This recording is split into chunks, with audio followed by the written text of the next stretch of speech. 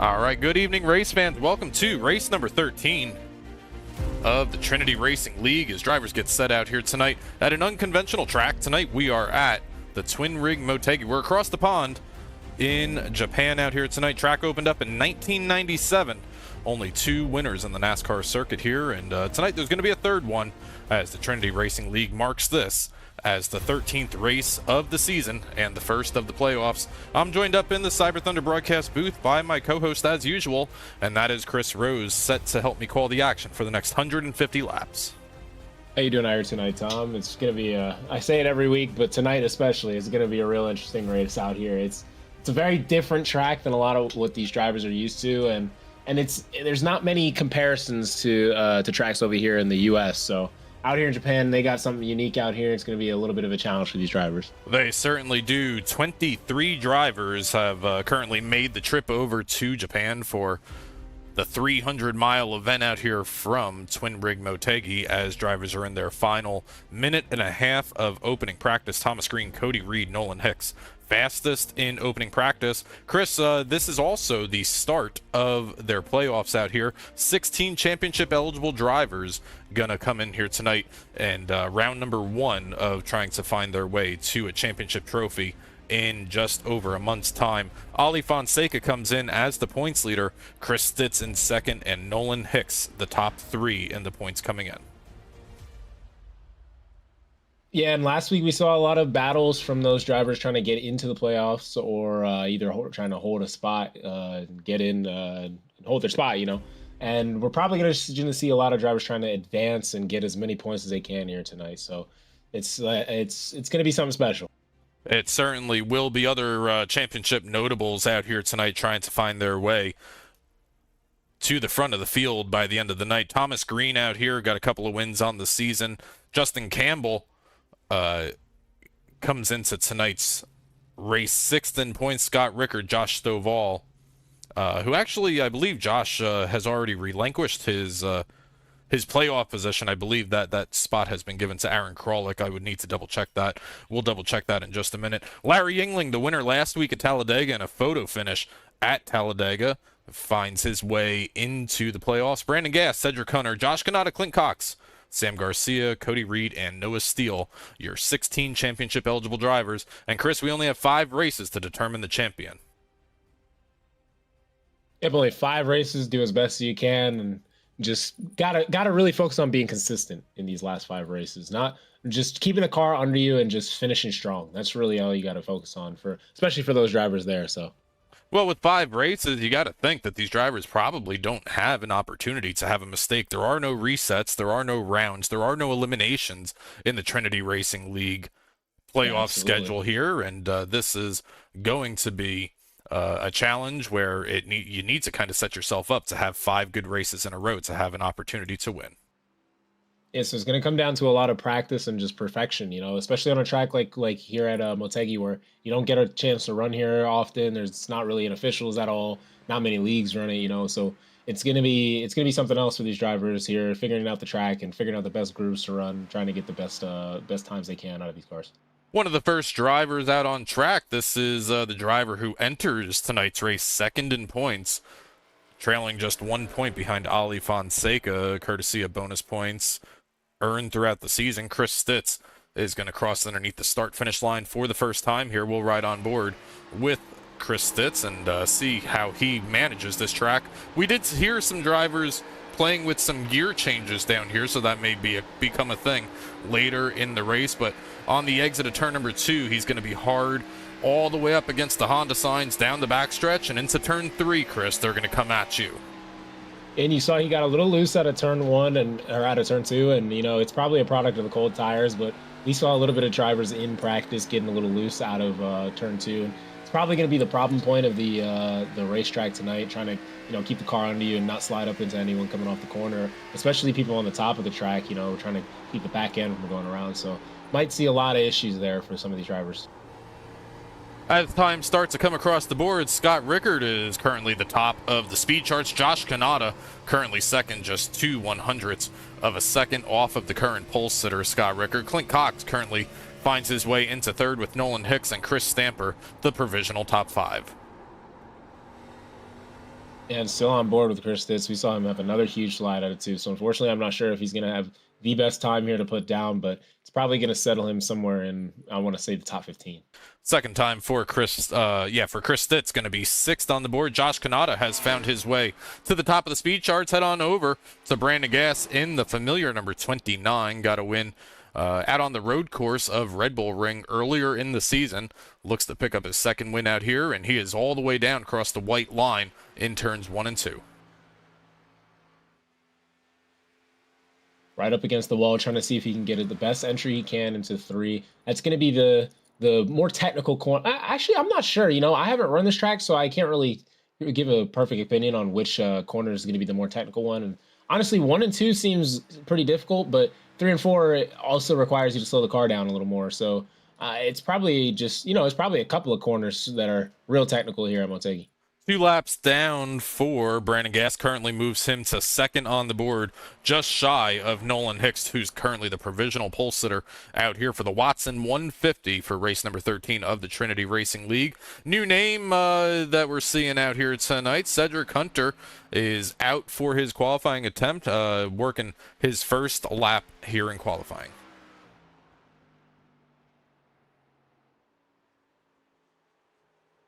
Cedric's going to slide a little high in 1 and 2 and try to diamond that corner the best that he can, get a good run on the exit of the corner and bring that number 7 Toyota Supra all the way down to the start-finish line. First lap for Cedric Hunter going to be good enough for 15th out of 16 qualifiers so far.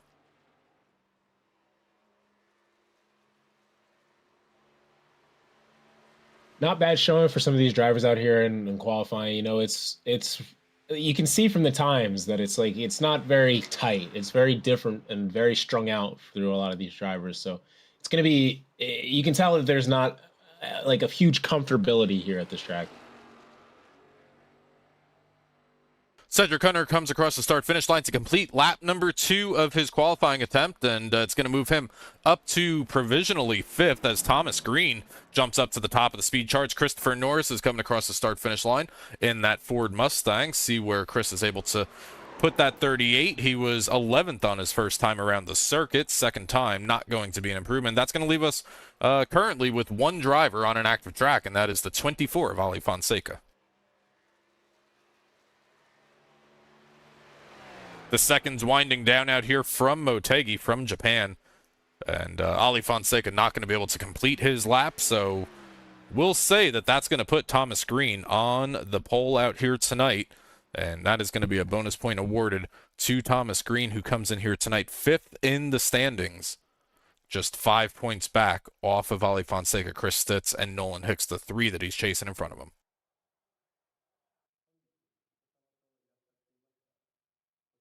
Driver's going to be given a quick little 5-minute warm-up out here, and as we usually do, we're gonna see if we can't grab one of the drivers out here this evening.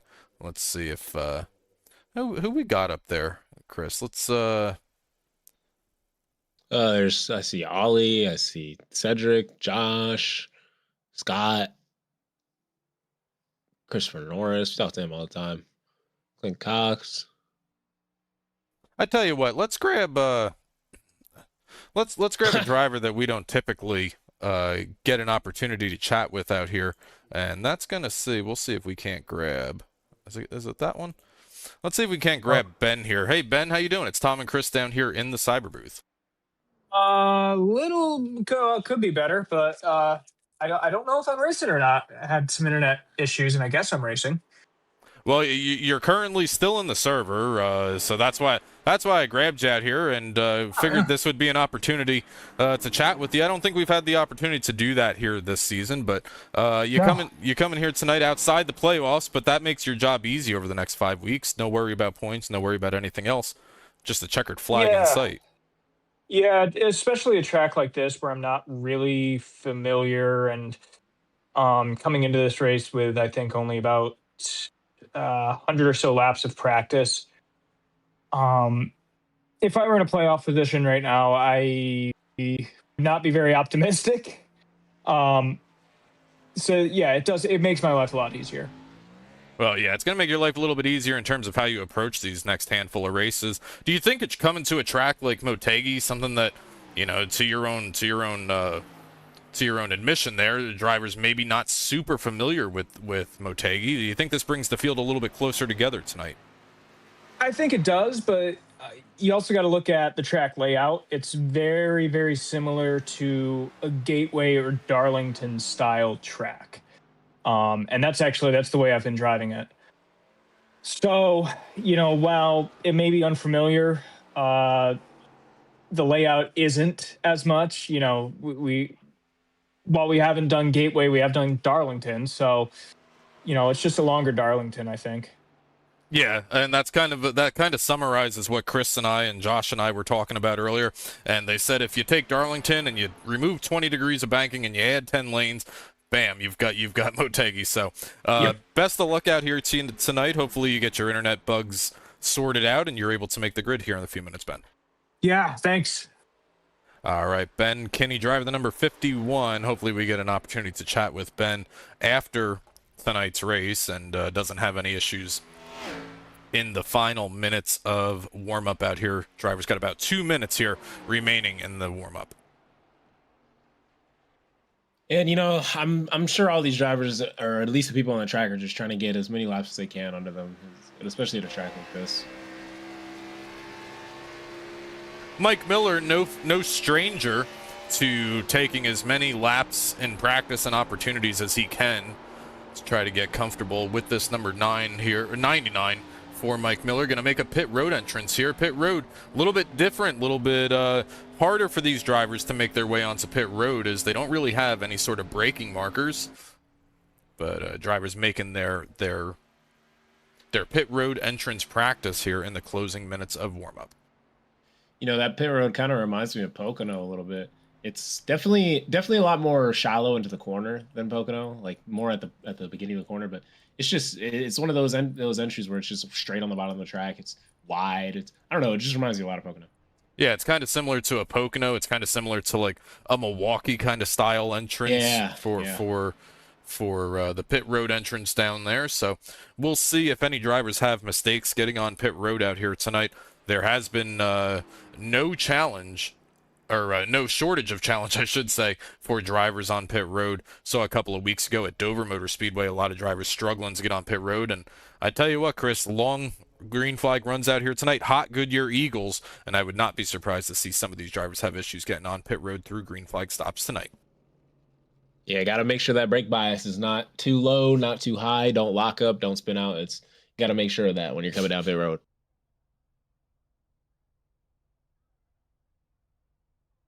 Final couple of seconds in the warm-up session out here tonight, and we are about set to do 150 laps of racing out here tonight. Thomas Green going to be the Blazing Fast TV pole sitter winner out here tonight. Blazing Fast TV, if you're looking for a chill and relax stream, head on over to Blazing Fast TV on Twitch and YouTube. Check out a live point of view as Dakota Moniz as he races, and drop a follow.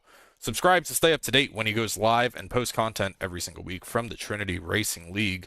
And Chris, it is 9:05 on a Monday night, and I think that means it is time to get our starting lineup up on the board and run us through the opening grid out here tonight. Thomas Green rolls off from the pole position out here. He's going to have Nolan Hicks to his outside.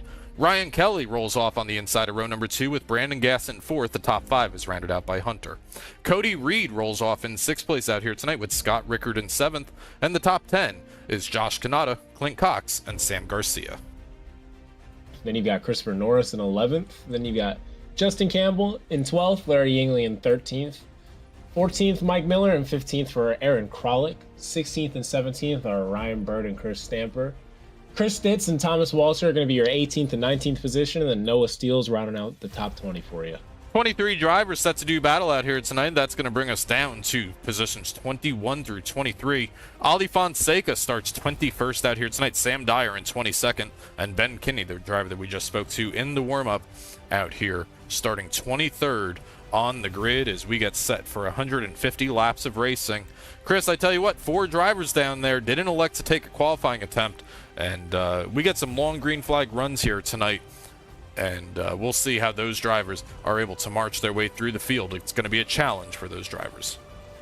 You got to wonder if there's any strategy to that. You know, there might be, especially if there's some early chaos on an unfamiliar track. If you don't put down a qualifying time, you can be all the way in the back and not really have to worry about that. So he might. That's probably what's going through a lot of those drivers' minds.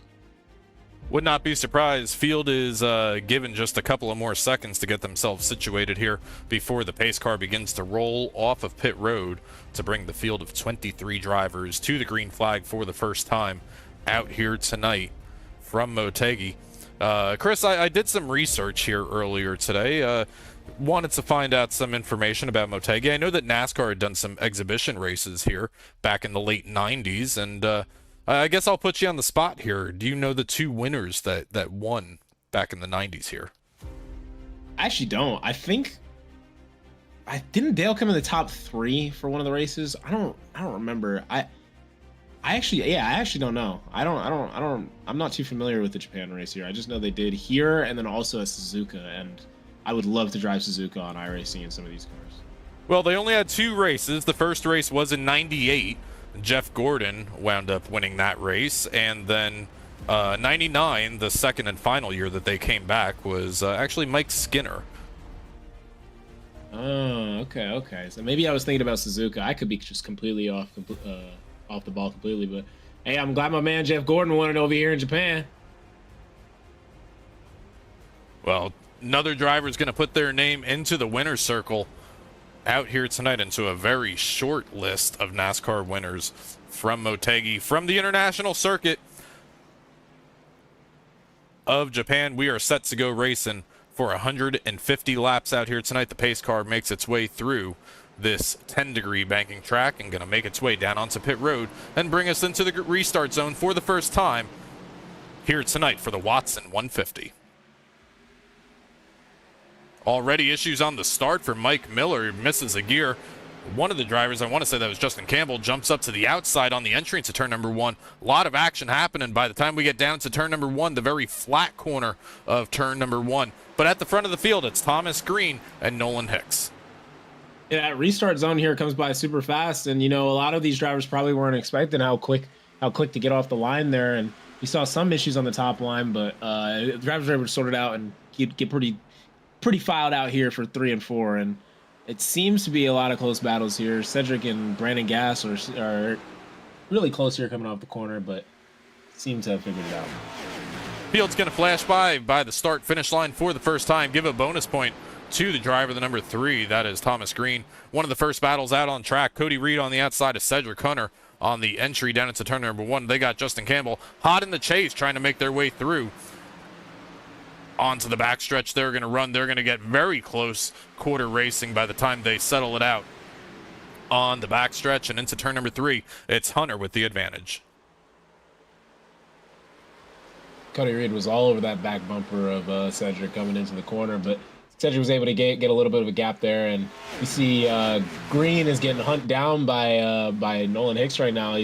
They're pretty close into 1 and 2. Nolan's probably looking for a little bit of an advantage here coming down into the track, but yeah, he's probably gonna look for his entry into 3 here. On board with the driver, the number 29, that is Brandon Gass. Started 4th, currently runs 4th. He's trying to chase down Ryan Kelly. Ryan Kelly's going to say, hey, go on ahead, give you that spot. We are on lap number 3 out here tonight, and says, I'm not going to fight you too hard here just yet, but the tires may come back later in this run. We were talking with Josh Canada earlier tonight, and we heard that fuel is approximately 60 laps out here, which is longer than I would expected it to be here at this short track.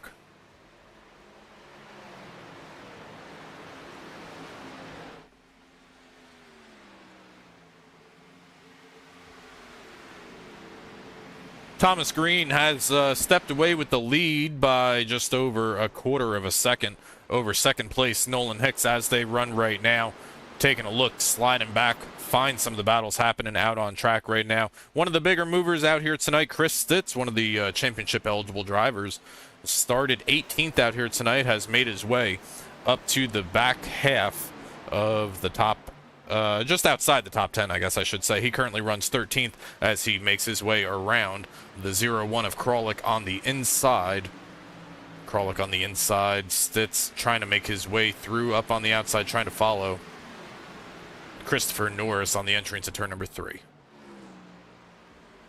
Seems to get a good entry into 3. Running that high line might give him a little bit of an advantage here off the corner to just get a little bit of that room he needs on Aaron Kralik, and he does. Has a run down into cross start finish here, down into 1. Probably going to do the same thing, run the high line, try to get the runoff.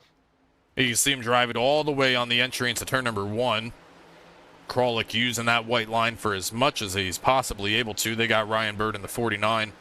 Not too far behind this little group of cars battling for position, and they're going to make their way down this backstretch and into turn 3, and they're going to be single filed out. At the front of the field, it is still Thomas Green, who has led every lap out here tonight so far.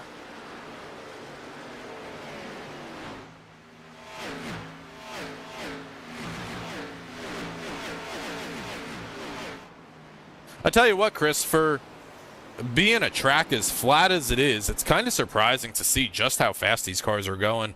And drivers going to be approaching 180 miles an hour by the time they make their way down both the front stretch and the back stretch here. Leader speeds about 178 miles an hour before they have to hit the brakes to make the corner. Yeah, I honestly am surprised about that too. I thought 1 and 2 was a lot slower than it actually is, especially seeing these drivers go around it now and a race speed. You know, it's a pretty fast corner, and like people were saying, it's flat here, so it makes for some interesting driving techniques that you have to do to be able to save the tires and also be fast through the corner. And it's very similar through 3 as well, but it's just a little bit more stress on the front tires when it comes into the braking and turning. Noah Steele makes his way around Sam Garcia that's going to be a pass for the 16th place position.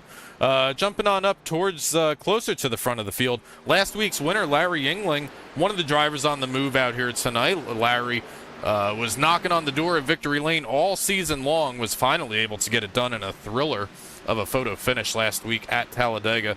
That red Ford Mustang driver, the number 67, up a couple of spots from his starting position, currently runs in 10th. You see him hugging that white line in 1 and 2 here, trying to get as much grip as possible on those left side tires. He had a really good run onto Clint Cox into the corner, but I believe Clint just had a better drive through the corner and made a little bit of space here into 3. But Larry's going to look to that gap on the inside, almost got there, closed up just a little bit too late. But he's going to sit here and try to settle into this battle here and get as much of an advantage as he can. And I think for a good portion of the first 25 or 30 laps or so, obviously drivers had an hour plus worth of practice that they were able to use out here, but a lot of it was in single car conditions, or maybe it was only, a 10-15 lap run. So a lot of these drivers may be unfamiliar with how these cars are going to handle after 25 laps of green flag racing. So a lot of these drivers that we see single file right now, perhaps just trying to learn a little bit about the track and a little bit about the competitors that they're going to be racing with here for the next hour or so. At the front of the field, it is still Thomas Green. Nolan Hicks hasn't gone anywhere. It's been kind of a top 2 breakaway. Top 2 cars within a quarter of a second each other, and then you got to go back just over a second before you find 3rd place, who's Brandon Gass. And, this is a familiar battle that we've seen with these 2 drivers up front. And, you got to wonder if they are the 2 with the previous experience here at Motegi, with how much of a gap they have on Brandon, or if Brandon's just trying to save some tires for a little bit later in the run. On board with the driver, the number 86, the trailing car in the battle for the lead, Nolan Hicks. Go down here. We heard some drivers playing with the gear changes earlier. Some drivers electing to go from 4th gear down to 3rd gear. It's right on board here for another half a lap with Nolan Hicks. Didn't hear him drop a gear into turn number 1. We'll see if he drops down into turn 3. Gonna like to stay in 4th gear here, and I would imagine as this run goes along, the RPM is going to get a little bit lower as the tire degradation starts to wear, and drivers eventually may need to drop down into a gear to keep the RPMs up. But interesting observation here, Chris, that these 2 drivers were able to stay pretty close to each other, and the remainder of the field has separated themselves by a second and a half or more back in 3rd.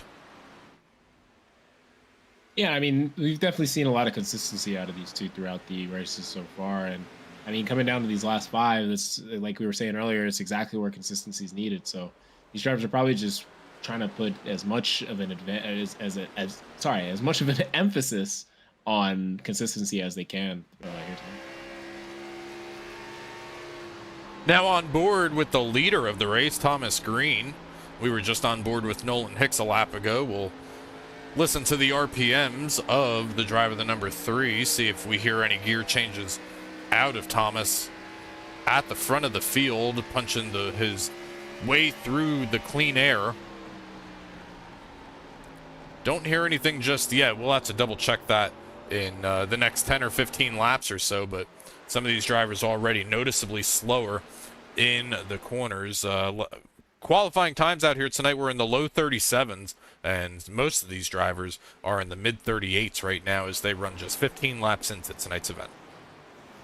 You know, I liked that camera view you had with Thomas Green, because it was able to show a lot of the difference between the way that the two are running the corners. Thomas seems to be backing it up a little bit more than Nolan Hicks, and he's getting a way better drive off into the corner, which is keeping the distance between the two cars, but Nolan's closing the gap on entry. So maybe Nolan's got to recognize that and maybe adjust to that and make some adjustments, but it's just something interesting to take note of, to see how different the drivers are, like, drive the corners here.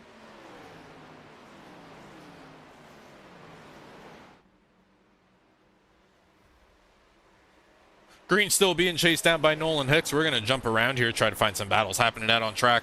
Name we haven't said out here tonight so far, Scott Richter trails behind Justin Campbell as they make their way out of turn number 2. Justin Campbell up 5 spots from where he qualified, back in the 12th position. Scott Richter down a spot early in the going of tonight's race. Next driver in line to potentially take a spot away from Scott will be the 03 of Clint Cox. And Clint's been fighting off Larry this whole time, so it's probably going to be a little bit of time before he takes the spot away from Scott. But, you know, it's just something to take note of. All these drivers are not very spaced out yet. We have decent gaps between the drivers, but a lot of them are not as spread out as I thought they would be. So maybe there is just the same level of unfamiliarity with the track to where they all are pretty similar speed. Certainly could be the case, and I would imagine as this run goes along, we'll start to see some drivers begin to go and come forward as we start to see some tire wear out here. Battle currently for the 16th, make it the 15th place position. Mike Miller and Chris Stitz. Miller down up on the inside. Had a good qualifying position out here for Mike. Didn't get a very good start of the race, though, on the initial start. Spun the tires, lost a bunch of spots, and now back in a position to try to make his way back up towards the front.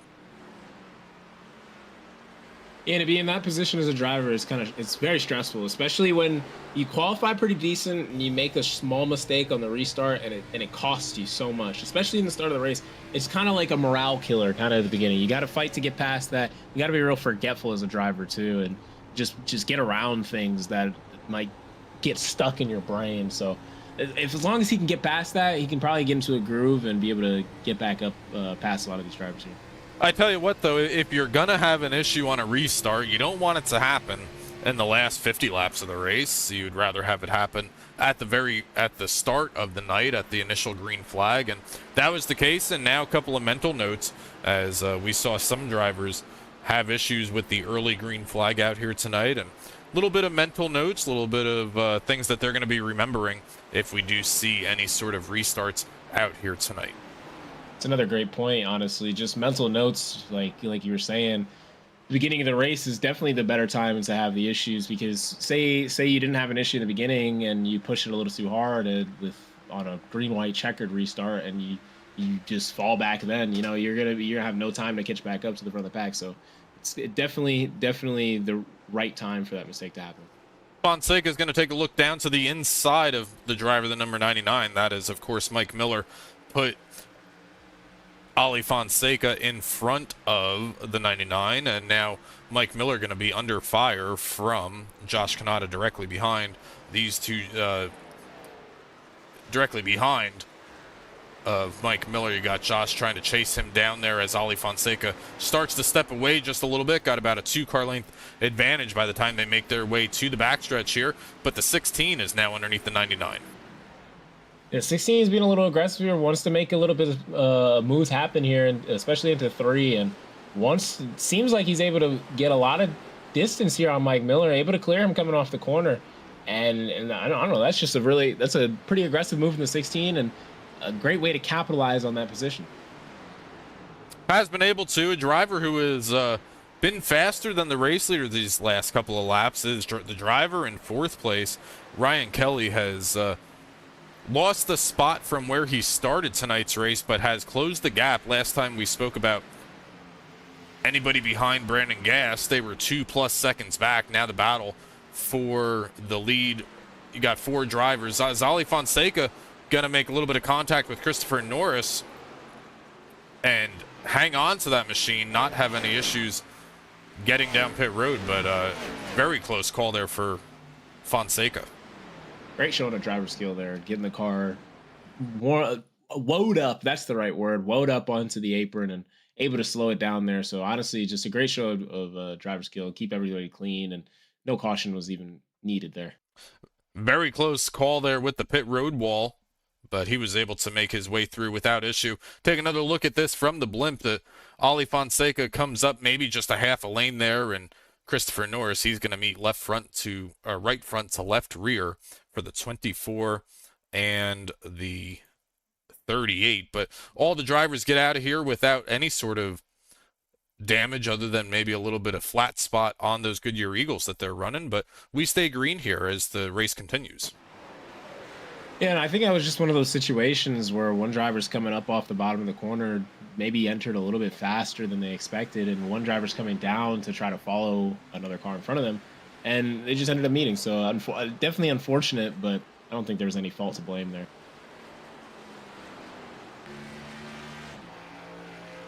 Justin Campbell, one of the drivers on the move out here tonight, up a couple of spots from where he started. He's got Scott Richter out of his windshield, but in his rearview mirror, he's got Clint Cox, who has been kind of following him through. Clint Cox kind of just riding right back behind him, but may have an opportunity to take a look on the corner exit. Not going to be able to. Has to get out of the gas in order not to make contact with that outside retaining wall. Justin Campbell holds his spot in 8th. I'm wondering if he let up for the wall or if he didn't want to run Justin Campbell over, but either way, he has a pretty good run through the corner there of 4. Great exit off the corner, closed up the gap a lot. Let's see if he's able to capitalize on the gap there into 1. Doesn't seem like it. Stamper elects to take a little bit of a higher lane, one of the first drivers that we've seen to do that tonight, and he's going to put the nose up on the outside lane of Justin Campbell, and he's going to be there by the time they get back down the backstretch. Justin Campbell on the inside, which a lot of people may think is the preferred line here, Chris, but we did hear that this track is multi-groove, especially in 3 and 4 from Kanata, as we were talking with him earlier tonight. So maybe an opportunity, maybe some drivers taking notes of what Clint's doing up here, and if he's able to make the pass like he's doing right now, Noah Steele is saying, maybe that's an option. I think honestly in 3 and 4, we're going to see a lot more of the high line being used later in the run. Maybe a lot of middle to bottom in 1 and 2. That's what I'm predicting, but I think 3 and 4 is going to be mostly where the top line is going to shine the most. Put Clint Cox up a position as he makes his way around Campbell. And this battle for the race lead has gone from a 2-car battle. Now it's about a 4-car battle with the 5th car on the way of Cedric Hunter. The top 4 right now all within a second and a half of each other. They're all chasing down Thomas Green, who has led since the start. And the drop of the green flag out here tonight for the Watson 150.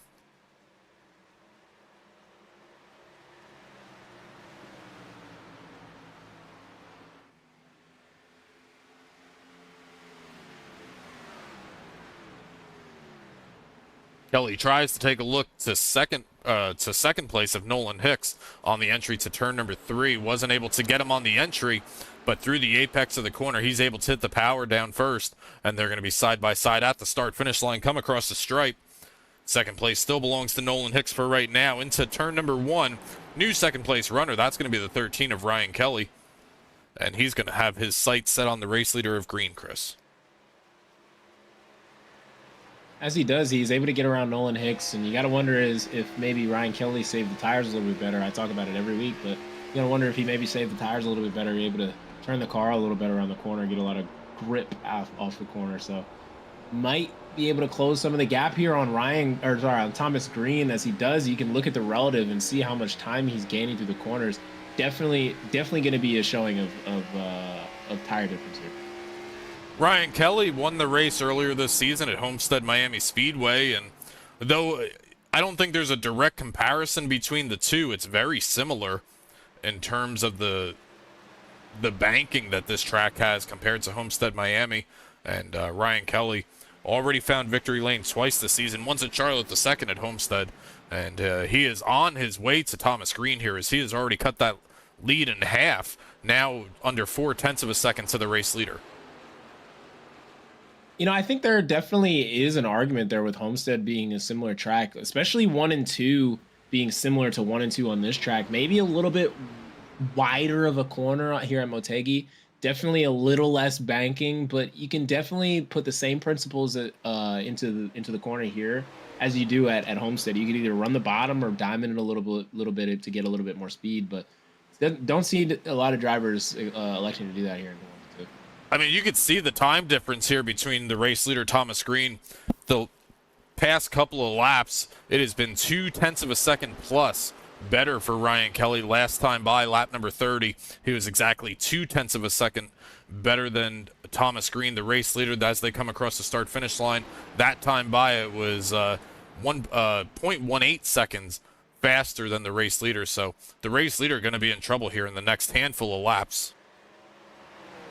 Yeah, he's definitely going to look to start being a little defensive here, but we saw Nolan Hicks walk the car along the track there along the front stretch. You got to wonder maybe the rears are getting a little worn from these drivers here, not able to get as much speed as they want coming out of the corners.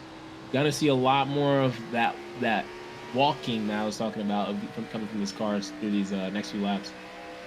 Battle for the race lead on for the first time out here tonight. 33 laps in to the Watson 150. Ryan Kelly to the inside of Thomas Green. Thomas Green up on the top shelf of the speedway, tries to pin the 13 down as close as he possibly can, and for the time being, the outside lane is going to prevail. He'll have the momentum on the exit of turn number 2. Down the backstretch, they'll still be almost side by side. Ryan Kelly still has an opportunity to take a look on the inside into turn 3. They're going to enter into the 10 degrees of banking, and Thomas Green still up on the outside, defending for that race lead. If I'm Thomas Green, I like where I'm at in the middle of the track here, able to pinch the car down on the bottom, make sure he doesn't get enough of an entry/run as I can, and even cutting the nose with some air right there might force the 13 to get a little tight coming off the corner. So just doing everything he can here to defend the position here off from the lead. Ryan Kelly going to back it up and try another attempt at the race lead here. Did see a little bit of a bobble for the number 13 on the entry into turn number 1 last time by. Maybe it was a little bit lower than what he was trying to be or anticipated to be, but he's restacked and repacked, and now he is running back up towards the rear bumper of the 3 Chevy Camaro. They're going to enter down into turn number 1. Now a little bit of a role reversal here, Chris. Green to the inside, and Ryan Kelly shows his nose to the outside.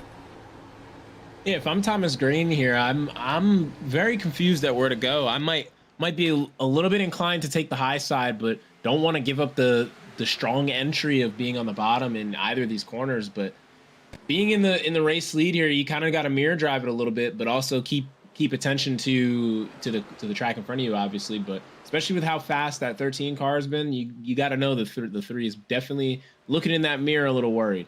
And let's not count out the driver, the number 29 now, just within a second of the race leader, Brandon Gass. Up a spot from where he qualified, started 4th out here tonight. He's been a little bit faster than the leaders as they were battling here these last handful of laps. So these drivers continue to race side by side between Kelly and Green, we may see a third car join the mix, or maybe even a fourth car with Cedric Hunter, who is also kind of in camera shot here as well in that pink number 7.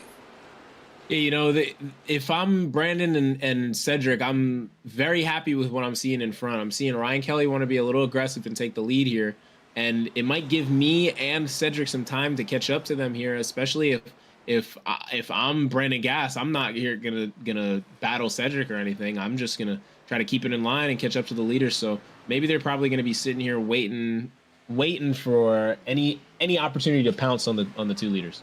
How much is Brandon Gass taking notes right now? And obviously, we saw the speed out of the 13. We saw him close from a second back to, battling for the race lead. How much, if you're Brandon Gass or Cedric Hunter right now, you got to be taking notes about the 13's attempts to pass and not be able to get around despite being 0.2 or 2.5 faster than the race leader? Absolutely. I mean, they're definitely back there taking notes, and anytime they're going to be in front of the 13 from now on here in the race, they're going to take those notes and put them into play and make sure that they can keep him behind them.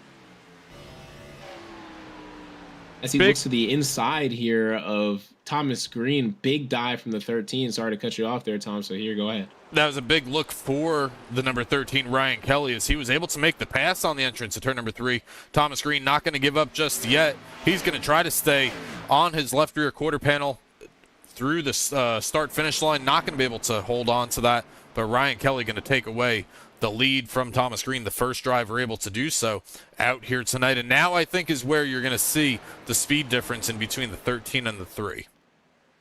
Yeah, you might start to see a big gap start to build here, especially if Ryan Kelly can keep the tires from wearing as much as they were from when he was battling. If he can keep them clean, you're definitely going to start to see a gap build here.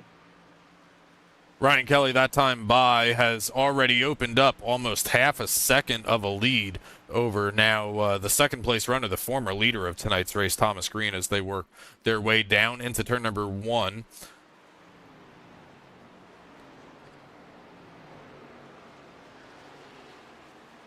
And now you can start to see the gap starting to grow once again. Brandon Gass, who was just about a second to the race leader of formerly of Thomas Green, now 1.6 seconds back for Brandon Gass, as we have a new race leader setting the pace.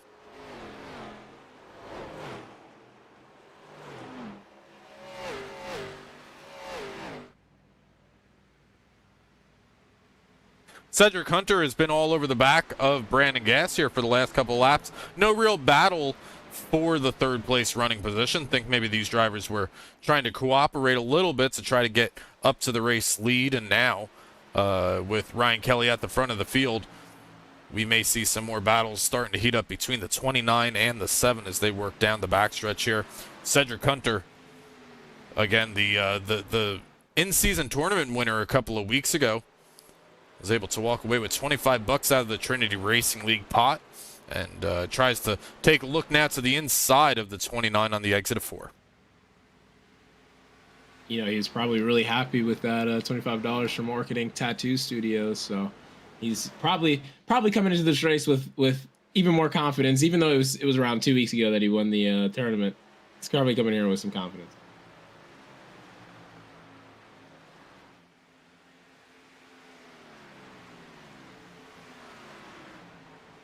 Hunter able to make his way around the driver, the number 29. That is Brandon Gass, who has fallen back to 4th place now. Nolan Hicks still runs in 5th after the opening 42 laps, make it 43 as Ryan Kelly clicks off another one as these drivers continue to march their way towards their first round of green flag pit stops. We expect to see drivers down on pit road somewhere in the 60 to 65 range. Yeah, so that's going to be coming up here in the next around 20 laps, like you were saying, and it's going to be interesting to see how these drivers end up getting it into pit lane, especially with that different pit lane that we were talking about here.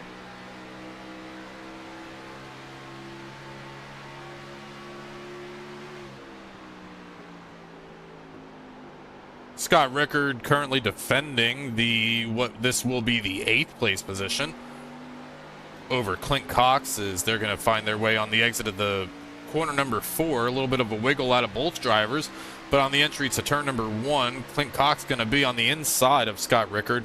Move Clint Cox to the 8th place running spot, so he takes that spot away from the driver of the 05. And honestly, that wiggle off of 4 probably helped Clint Cox a little bit to get to the bottom of Scott Richter. He was definitely happy seeing that both people wiggled there coming off the corner. So he was able to make the move into 1, lunge it down into the bottom, and clear him off the corner. Scott Richter has lost a little bit of time to Clint Cox that last time by. Clint Cox about a 10th better than that 05 as he made his way around. Driver we haven't spoken a whole lot about here tonight in terms of his race and where he's running. Josh Kanata started 8th out here tonight, currently runs just outside the top 10. Got Justin Campbell out the windshield glass of that number 16. Josh Kanata comes in here tonight, and he comes in kind of in a hole here in the championship standings here, Chris. 12th place in the points, but more importantly, 12 points back off the race leader, the points leader. Yeah, like you said, definitely a hole to be in. Trying to get as much of an advantage in the points as he can here at Motegi tonight, and it's going to be a little bit of a struggle here. Another driver who's struggling, Ali Fonseca, one of the couple of drivers, I believe it was 4 drivers if memory serves me correctly, elected not to take a qualifying attempt out here tonight. Ali Fonseca has only been able to make his way up to 13th place. Came in here tonight as the points leader for the number 24 Chevy Camaro, the winner in Martinsville a couple of weeks ago. A couple of podiums for Ali throughout the course of the Trinity Racing League season as we approach the 3rd waymark of tonight's event from Motegi. Chris, it kind of goes back to what we were talking about. Our playoff schedule out here, we've got Motegi, which is tonight. Next week, we've got Kentucky, and then Watkins Glen, Phoenix, and then finally, Las Vegas Motor Speedway. If you're a driver coming in to tonight's race, the race number 1 of the playoffs, you don't really have an opportunity to have a bad race. And when you look at the field of 16 drivers out here chasing that championship, anything outside a top 12 or a top 15 is a pretty bad night. No, I absolutely agree with that, but I don't think that Ollie is I think Ollie's in the right place right now, honestly, especially if he didn't qualify and he came into this race primarily for information and not to race hard.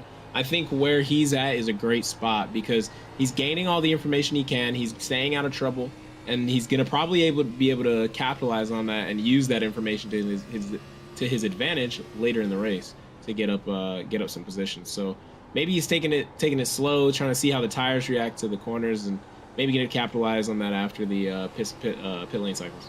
Well, we're almost a third of the way through the race here, Chris. Some of these drivers got to start to be wondering when or if a caution flag will come out. Remember, there are no stages here in the Trinity Racing League, and judging by how the scoring chart looks right now, there's really no battles. There's really no bumpers being used for positions. So it's got to be something that you need to start to set yourself up here as we have our first driver on pit road.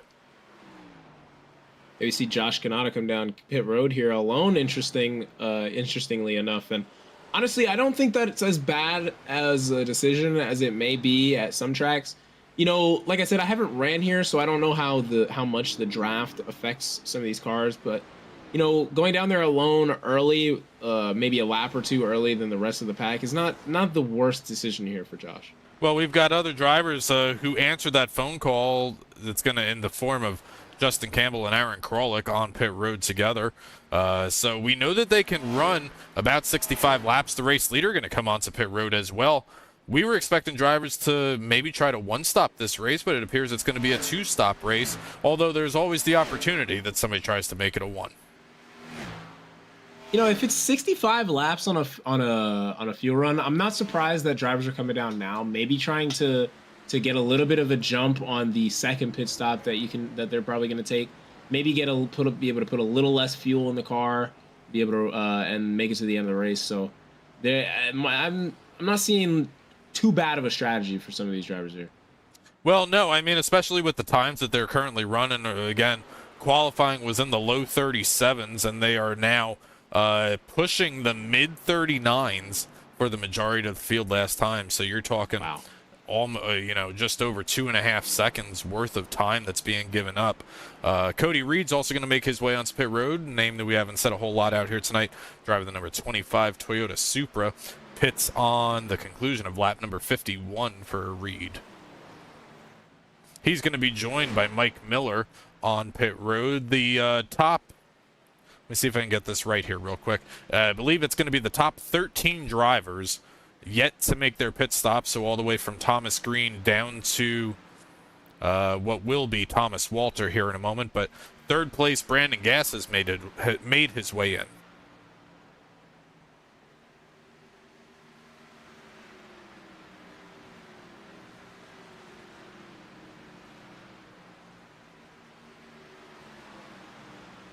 Mike Miller makes his way out of the box as Brandon Gass prepares to stop for service. 4 tires up, 4 tires down, and 4 fresh Goodyear Eagles for the driver of the 99. First driver who came down on pit road was Josh Kanata.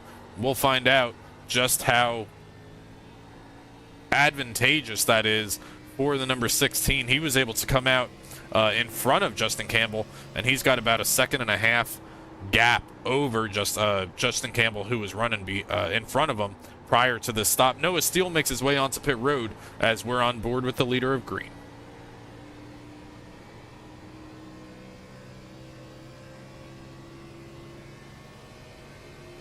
Being in the position where Thomas is kind of a hard spot to be in, especially seeing a lot of your competition already come down pit lane. You kind of bouncing between a few strategies in your brain of what to run, or he could be set to one and trusting it. So it's a few different mindsets he could be going through.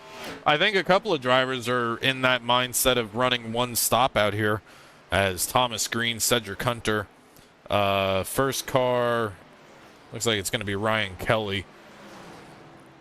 Ryan Kelly has already stopped for service and has made his way off of the pit road. He's going to have about 5 seconds over the next car that was on pit road. That's Brandon Gass. All right, so Thomas Green comes in. All right, so this is a little bit of an interesting call here, Chris. 55 laps, that's what Thomas Green elects to run here. And he's going to come down and relinquish the lead. I got to think if he was running it in thirds, he would do 50 and 100. If he was trying to split it, it would be closer to 65 or maybe 70 or so. But he kind of comes in the middle of both of those windows. Yeah, I'm kind of wondering what the strategy is for him here tonight, Sid. But I'm not the best at calling strategy or even reading strategy. So definitely not the best person to be calling out of it. Wow. You can hear just how much these tires are giving up. We were just on board with Cedric Hunter. Let's take another look at Cedric Hunter's entry down into turn number 3 here. And he just gets way out of line, and that car just washes all the way up. And he has an opening behind, I want to say that's Cody Reed back there, and he makes his way onto pit road. Yeah, car washes up here. Crazy, it seems like, but it's a good thing there's a lot of track to fall back on. Ollie Fonseca comes on pit road, as does Ryan Bird in the number 49. That's going to pass the race lead, the tentative race lead, over to Scott Rickard, who gets a bonus point for leading a lap. Last week's winner, that's Larry Yingling, 4.5 seconds back off the race leader as the field makes their way through a round of green flag pit stops.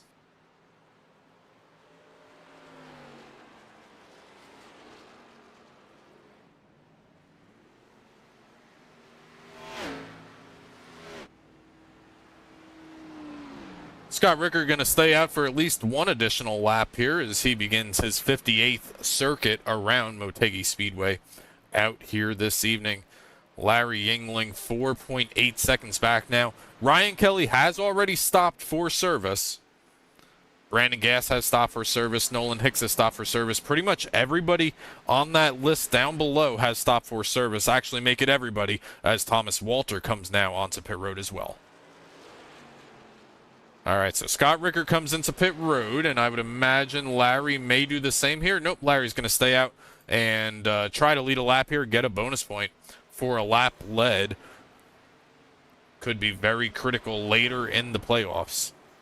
You know, I was gonna say it's interesting that he didn't come down pit lane, but yeah, he made the point about leading the lap for the bonus point, and probably a smarter idea.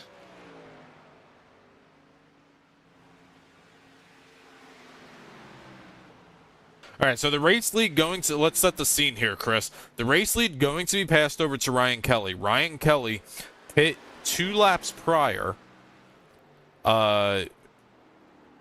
Then the majority of the field here. I'll try to grab the pit laps here for most of the top 10.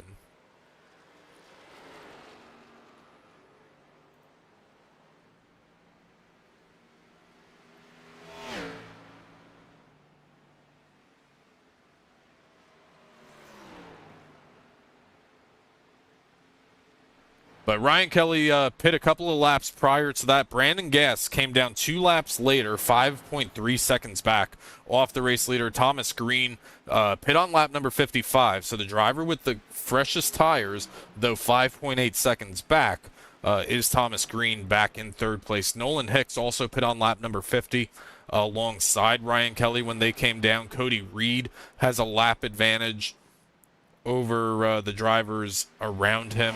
But the one driver that I want to keep an eye on here, obviously, we've got Cedric Hunter, who pit on lap number 56. Ali Fonseca also on 56. But where is Larry?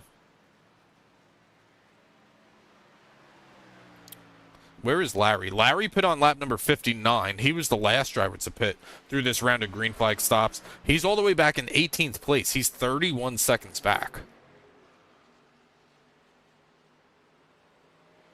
I honestly don't think that's like as bad as a position to be in as I would normally think. You know, 30 seconds back, I'm a little bit upset, but being the freshest tires out of everyone here, where it seems like tires are so important, it may come into some value, especially if you can keep it under him. Well, yeah, I would imagine there's going to be some sort of value there, but not 30 seconds worth of value.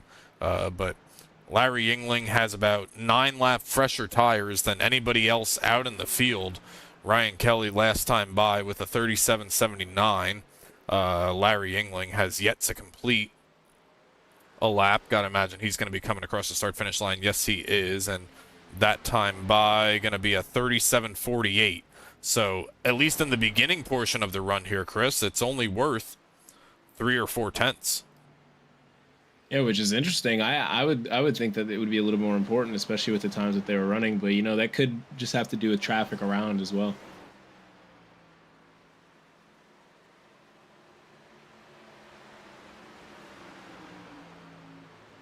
Chris Stamper chases down the driver, the number 86, driver, the number 25 directly in front of him. That's Cody Reed.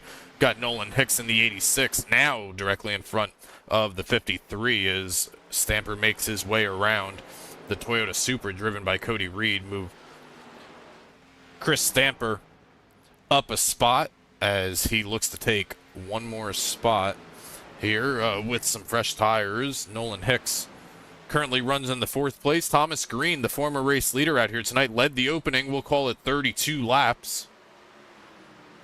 Has found his way back into some race traffic here tonight as he tries to chase down now the top 2.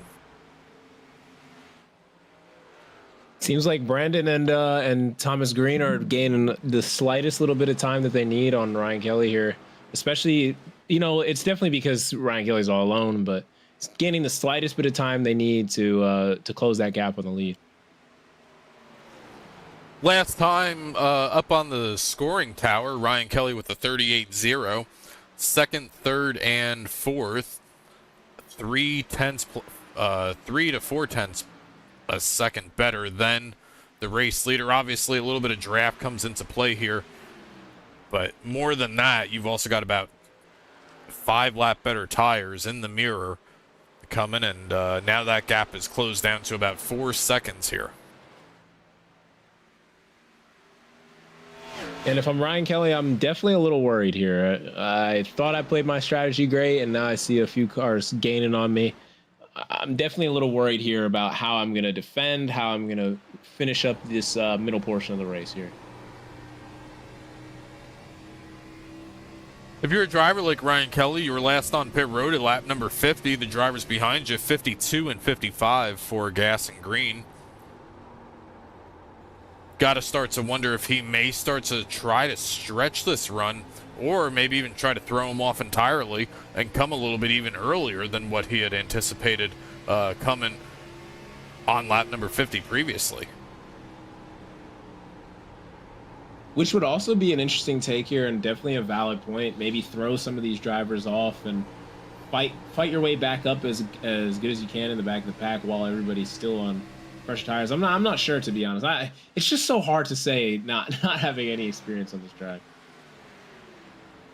Thomas Green takes a look to the outside of the 29 of Brandon Gass, not able to make the pass just yet, but it's currently in the works with 3 lap better tires up on the outside shelf of the speedway. Thomas Green at the start-finish line, gonna be able to take it away at the start-finish line. We'll see what it looks like down into turn number 1. Brandon Gass with the inside advantage, but Green just got too much Goodyear grip on those Eagles, and he's gonna be able to power around for second place now.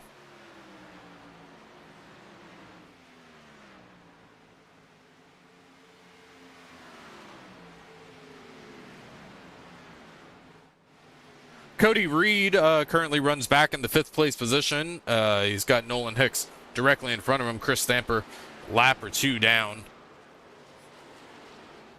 Runs back in the 19th place for the number 53. Cody Reed still trying to chase him down in front of him, but they've got Cedric Hunter, who also has some tire advantage. 6 lap better tires for Cedric Hunter, one of the drivers who elected to pit later in that round of green flag pit stops out here tonight. Pitted on lap number 56 as opposed to 51 for Cody.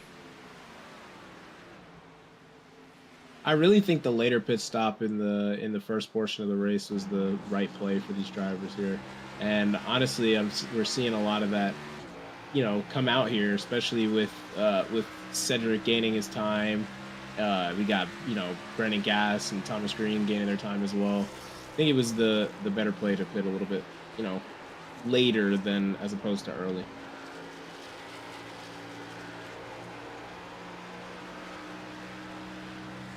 That lead that was 4 seconds just a moment ago has now shrunk down to 3 seconds. Ryan Kelly now just 3.2 seconds in front of Thomas Green. We're staying with one of the closer battles.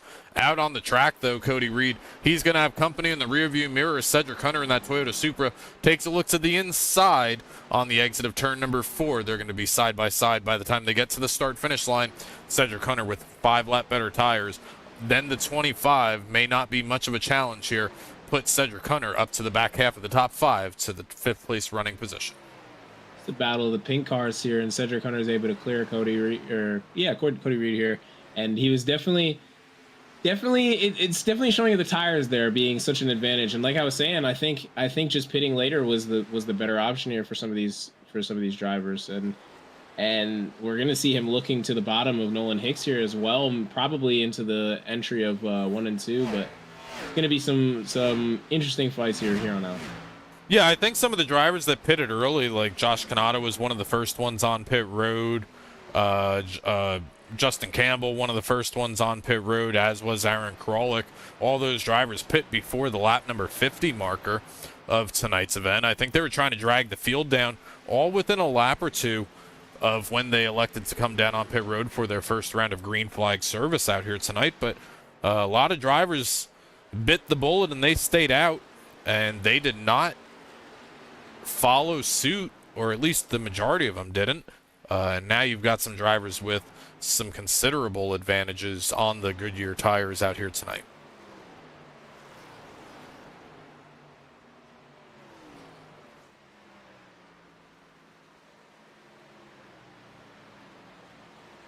Thomas Green continues to close that gap. Now 2.7 seconds is the difference between first and second place. Take a look at the points leader coming into tonight's event. A night that Ollie would like to probably forget. Ollie Fonseca still runs outside the top 10, as he has done for the majority of the night's event here for the Watson 150. Tries to chase down Christopher Norris, not too far in front of him. Yeah, and I was thinking he was taking mental notes earlier, but unfortunately, we're getting to the halfway point of the race here, and it seems like he's not really able to capitalize as much as he wants.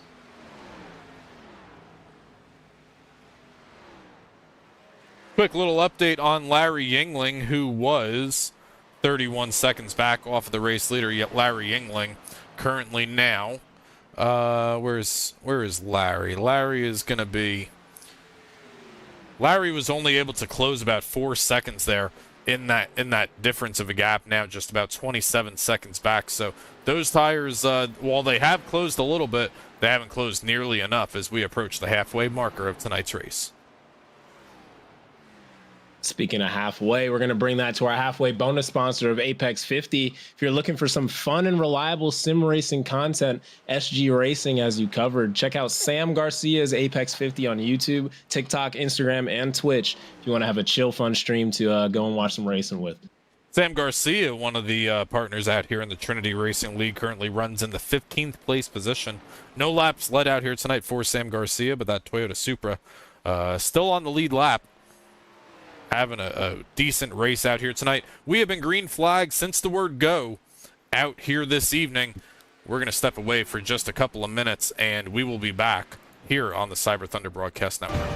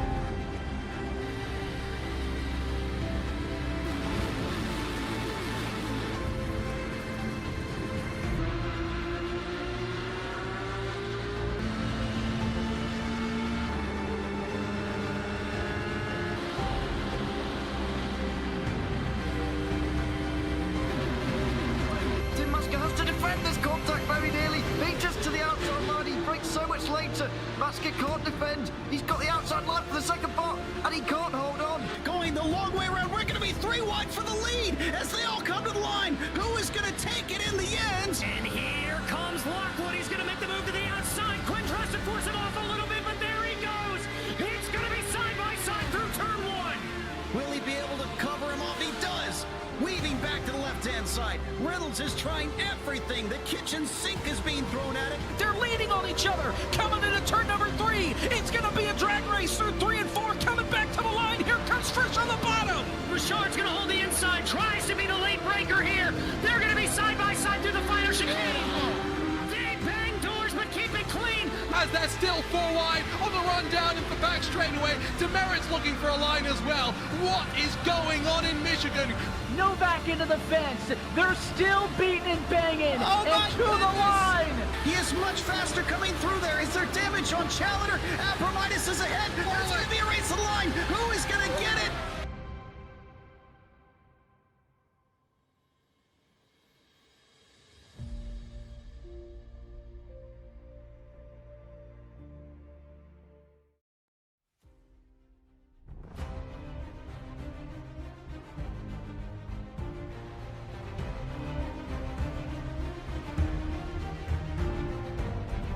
We welcome you back to the Watson 150 from Twin Rig Motegi. Ryan Kelly still with the race lead here. Now 2.5 seconds over Thomas Green as we make our way to the second half of tonight's event for race number 13 of the Trinity Racing League on the Cyber Thunder Broadcast Network. And Chris, now we're set up here. Drivers pit on or around lap number 50 to 55, depending on exactly who they are. But now we're set up for maybe some late race pit strategy differing between the race leaders. Yeah, I mean, that's probably what it's going to end up being. Just a lot of late race strategy, trying to capitalize as much as possible on the tires that they have left. And we're definitely going to see a lot of that, especially how scarce the cautions have been, how spread out the field has been. It's really going to come down to just doing as good as you can on the pit stop as possible. That is the case. Yeah, we have been green flag racing since the word go out here tonight. This race moving by at a blistering pace. Just an hour, 54 minutes worth of racing currently on the record books out here tonight. We've got a battle. Noah Steele in new colors out here tonight for Noah Steele in that monster Chevy Camaro. Tries to chase down Cody Reed directly in front of him. This is going to be a battle for the 6th place position. All over the rear bumper there. He thought he was going to look down onto the inside for the backstretch, but he's probably going to wait until the entry of 1 here, as he does. Looks to the bottom here. Not able to get as much room as he can onto Cody Reed. He's very close. Tries to get a better drive through the middle. Seems like he does. He's getting real close to that rear left of the 25. But I think we're going to see a little bit of patience coming from the 8 here. Noah Steele going to make the pass. Cody Reed rolls out of the gas maybe just a little bit early. Almost contact between the 25 and the 8 through the apex of 3 and 4, but Noah Steele going to get away without any sort of damage on that number 8 machine, but a very close call between those two drivers. It completely disregarded what I was saying about seeing some patience from the 8 there. We saw him send it down into the corner, able to clear the 25 coming off, and might have compromised the 25 in the middle of the corner a little bit. Unintentionally, but it ended up working out for the 8 there. They get through without any sort of issues. We're back up here. This is a battle for the 3rd place position. Brandon Gass defending off Cedric Hunter as they run on lap number 88 out here tonight. Ryan Kelly with 2.3 seconds over Thomas Green for the race lead, and now the battle for 3rd starting to heat up just a little bit. Got Brandon Gass defending the 7 of Hunter as they work their way through the flat corners of turns 1 and 2.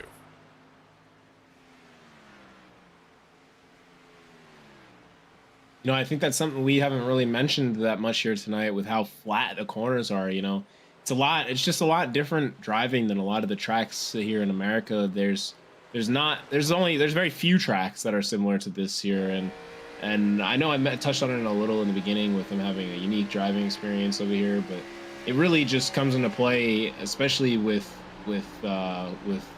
unfamiliarity here. But it's just an interesting track to drive with how flat it is and how much you got to work the throttle and wheel to be able to keep the car from going around. It's just, I don't know. It's just so different from anything we have. It's something to appreciate.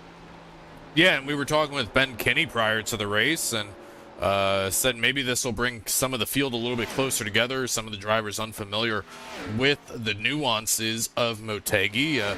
Not typically a track that these drivers will see on the on a NASCAR schedule, but I mean they've gone to some maybe one-off tracks here in the Trinity Racing League. Back in February, we took a trip over to the Red Bull Ring in Austria. Then we visited Texas Motor Speedway. Now, Texas Motor Speedway is a track that a lot of drivers are familiar with, but they elected to run the legacy version of Texas. Yeah, and I don't even think I've ran the legacy version of Texas on iRacing. I think the last time I ran that track was like around NASCAR like 12, one of the older games, or NASCAR 09 or something like that, or Inside Line. I don't even remember, but it's honestly cool to see that they ended up going there to Texas Legacy, because it drives so different from Texas now. Yeah, before the reconfiguration where they widened out turns 1 and 2 down there, and a lot of drivers, myself included, would say that the legacy version of Texas is the preferred version of Texas. But tonight we hit our third final wild card of tracks that you don't typically see on a NASCAR schedule, and we are out here, and you and I, we were talking during the commercial there, and I think a lot of drivers are really enjoying the racing that this is putting on, because there's a lot of tire wear out here tonight. There's a lot of trying to get around somebody, and there's a lot of just on and off throttle time. Yeah, it's just an interesting track to run as well, and it's very unconventional, and like you said, I think the drivers are having a lot of fun here, especially even though it's been green flagged the whole time, which is what a lot of drivers, either love it or hate it, but it seems to be a good race. It's spread out, but the spread out groups are still groups of battles. So I would assume that a lot of these drivers are still having a lot of fun here. Well, as we approach the 2/3 mark of tonight's event, we take a look at the upcoming playoff races, a 5-race run to the championship night at Las Vegas Motor Speedway on May 18th. You and I, we're going to be here every single week between now and championship night at Las Vegas Motor Speedway. Next week, we're going to be at Kentucky Speedway for 160 laps of racing. Then we go to our third and final road course of the season. That's going to be at Watkins Glen. Phoenix Raceway on May 11th, and then finally somebody's going to get the championship awarded at the end of Las Vegas Motor Speedway on May 18th. And I think we spoke about it. I believe it was either last week or the week before, but I'm glad that they're finishing it off at Vegas, man. That's such a good track to have a championship at. It really is. Las Vegas certainly provides some great side-by-side racing and also introduces some tire wear as well. So we will keep a very close eye on the point standings as we run through these next 5 races. But Ryan Kelly at the top of the charts. One of the drivers, if I remember correctly, that relinquished his playoff position coming into the playoffs, knew that he was going to be missing a handful of races and elected to give up his playoff spot to, I believe it went to Noah Steele. Yeah, I couldn't remember if it went to Noah Steele or if it went to Aaron Kralik, but yeah, we've had one of the drivers just completely, unfortunately, have to, like you said, relinquish his position, and it's things like that are unfortunate to happen, but like we were talking about before the race, life comes first, and at the end of the day, it's just a Monday night, but life comes first, and it's just unfortunate, but it is what it is. But it's also the gentlemanly thing to do, right? If you know that you can't attend all the playoff races, you've got 16 championship eligible drivers, and this field is going to be close all the way through our championship night at Las Vegas Motor Speedway. So a tip of the hat to Ryan Kelly, who gave up a playoff spot prior to the playoffs beginning, got both of his wins in the Trinity Racing League this season, once at Homestead and once at Charlotte Motor Speedway, looking to grab his 3rd win out here tonight, and he may be en route as we're approaching lap number 100. Yeah, and he's been able to keep a pretty sizable lead on second and third here. Even though the gap was closing earlier in the stint, I believe that he's just been able to keep the tires from wearing as much as these two drivers behind him, and he's been able to capitalize it on a ton, and it just goes back to how he was driving in the beginning of the race, able to find his way up to the front after a lot of wear, and it's probably just one of his main skills, saving tires. Yeah, Kelly, that gap has stabilized or perhaps even grown a little bit now over second place Thomas Green, and I do believe that's going to move us into the window for drivers to make their second round of green flag stops out here tonight. Some of these drivers, as I take a visual look up and down the timing charts, Josh Kanata last pitted on lap number 48. Justin Campbell pitted on 49. Ryan Kelly pitted on 50, and that tells me that we got to be getting close here to our final stop. Absolutely. It's going to be probably within the next 5 laps, you're going to start to see drivers come down pit lane, and it's just going to be interesting to see if we're going to see a lot of people elect to come down later than they did before, just from seeing after that first run. So it's going to be, this is the pit cycle that counts, so we're going to see a lot of drivers trying to do as much as they can, capitalize on it. Yeah, definitely. No mistakes on a pit road entry here. No speeding. Thomas Green, all right. The call has been set. The firework has been lit. The match has been struck. Thomas Green from second place, 3.7 seconds back, is the first to hit pit road here. It looks like Justin Campbell answers that call, as well as Noah Steele coming down, and they're probably going to be on the worst advantage when it comes to the end of the race. But they could probably make up a lot of time here on fresh tires if the leaders decide to stay out for a while longer. Ryan Kelly saw Thomas Green come down onto pit road a lap ago. Ryan Kelly says, "You do what you want. I'm going to stay out here and lead another lap." This is a dangerous call to make here, Chris. I mean, you take a look at.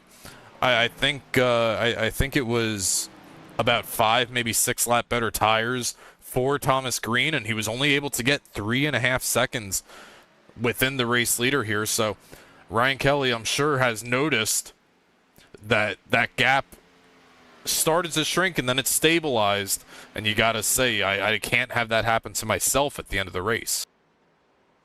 Yeah, it's definitely going to be a mental note that's going into Ryan Kelly's head here as we see him duck down pit lane here. I think the 1 lap buffer was a smart decision for him. Ryan Kelly comes down pit road 50 miles an hour down this pit road here as some other drivers see the leader come down on pit road, and I'm sure we will see maybe the new race leader, Brandon Gassel, likes to come down pit road this time by. Cedric Hunter has taken the second place running spot as they run right now. Cody Reed currently runs in third, and Josh Kanata is going to take the top 4.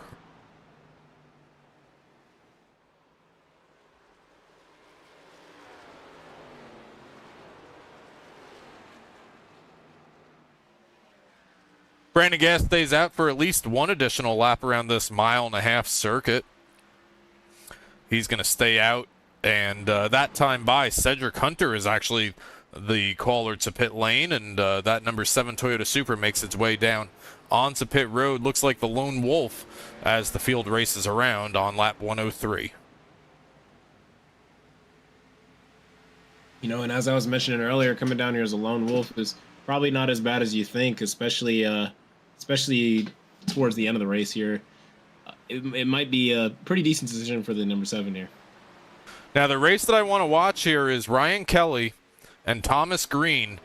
They came out very close together, but Ryan Kelly was able to come out in front of Thomas Green, 2 lap better tires on that number 13.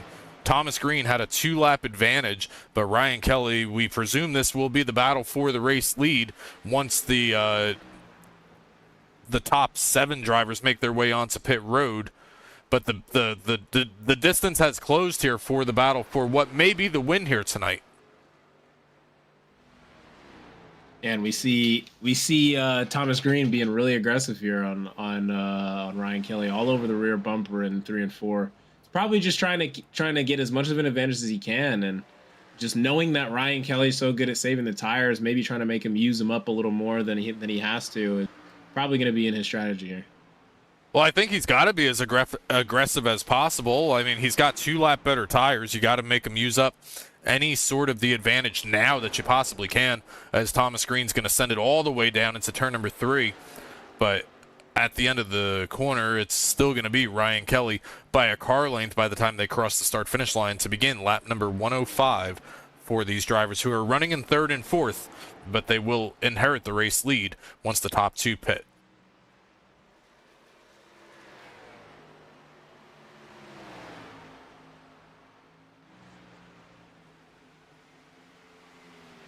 Race leader Cody Reed on pit road. Joshua Kanata, do believe he's going to stay out here? No, Josh may be coming in as well. Josh is going to stay out. We'll correct that once again. Josh Kanata is going to stay out, get a bonus point for a lap led out here tonight. First lap led for the number 16 of Josh Kanata. And I tell you what, he's got, if I'm Josh Kanata here, I think I know what Josh is doing. It's an unlikely scenario, but it may be the only thing that Josh has an opportunity to be a contender in tonight's race. He's got 7.5 seconds over these drivers. These drivers have already been on track for 5 or 6 laps here, Chris. It's going to take them at least another 5, maybe 6 laps to get to Josh Kanata. We get a caution here. If I'm Ryan Kelly or if I'm Thomas Green, I'm coming back down on pit road anyway. Yeah, I don't know. That's a hard one for me to think about here. I don't really have a great answer for that one. That's one's definitely a little bit difficult for me to think about, especially because I'm not really great at calling pit strategies. Well, I mean, there's not really much of a pit strategy for Josh Kanata. He was running outside the top 10 and now has inherited the race lead. Ryan Kelly, Thomas Green, both on 5, 6, 7 lap old tires. You get a caution at the right time, and that would give Josh the opportunity to pit with the race leaders again, assuming that they all pit, but it all goes to naught because Josh Kanata has just hit pit road.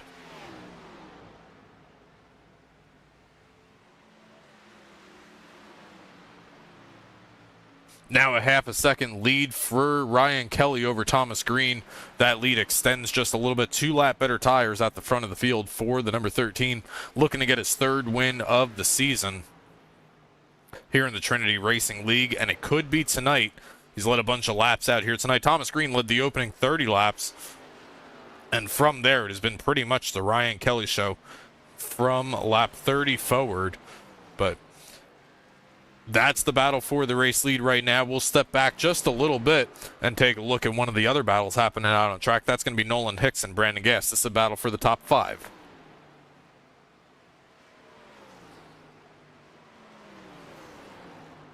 Three cars close here on screen, definitely all battling for the top. Is that the 4 or top 5 here? It's going to be the top 4, I believe.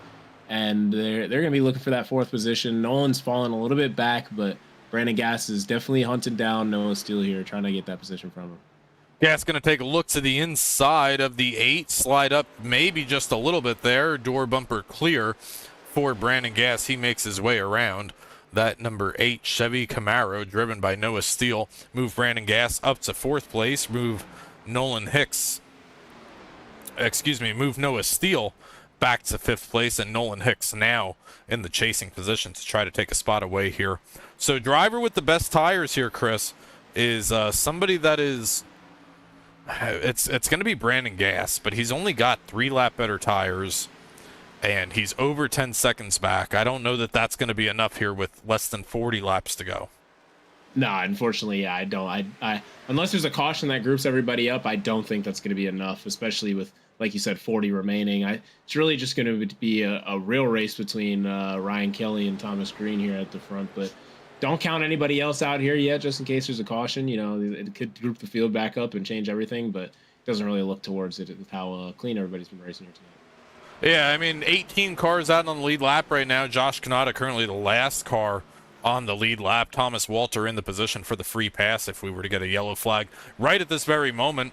That would give us 19 cars on the lead lap. But more importantly, 23 cars made the trip out to out to Motegi tonight, and 21 of them are still running. 2 drivers out at tonight's race, Ben Kinney and Sam Dyer, back in 22nd and 23rd. Unfortunate for Ben Kinney, especially talking to him in the pre-race ceremony. Hopefully it wasn't any sort of internet issues or anything like that. It was hopefully just, we wanted to park it, but unfortunate for Ben Kinney there. Yeah, in a world of virtual racing, Chris, we don't have, I guess we do have blown motors if you have some sort of damage on those cars or if you overheat them, right? But you don't have those random part failures happening to these cars on the iRacing service, and a lot of people kind of just attribute internet issues to being similar to a random part failure, and that it seems to be the case for Ben out here tonight. It was able to make a couple of laps out here tonight. Looks like Ben took part in the first 52 laps of tonight's event. Yeah, honestly, I've never really thought about that, but that's honestly the virtual racing's form of the random failures. It's definitely the internet. Well, back in the I'm going to show my age here. Back in the old NR 2003 days, you could have random part failures, or you could even lose. You could even lose actual gears in your transmission. You could lose first gear, second gear, third gear, or fourth gear, or if you were really unlucky, multiple gears throughout the course of the race, and you had to manage that on the restarts, and that always posed a challenge. I don't know if you've ever tried to do a restart with no second gear, but it's not much fun. Oh yeah, no, I definitely have. I have NASCAR 2003 actually, and I haven't played it in probably, I want to say, over 10 years. But last time I was on it, I remember I blew probably second, maybe 3 times on a restart, because it was before I had a sim or anything. So I was just driving with a controller on NASCAR 03, and that's just not a great decision. But yeah, it's definitely cool how that game had a lot of random failures. I can see why they didn't bring it to iRacing, because of, it's an online racing service already with some weird netcode, but it's definitely understandable. A lot of these drivers probably got their start back in the old days of NR 2003 and made their way over to the iRacing service. And tonight we are here through all the years and all the evolutions of virtual sim racing, and we have found our way onto the Cyber Thunder Broadcast Network for the Trinity Racing League 13th event of the season. And we are here working lap number 116 of 150. Ryan Kelly with a 1.4 second lead and slowly growing over second place Thomas Green.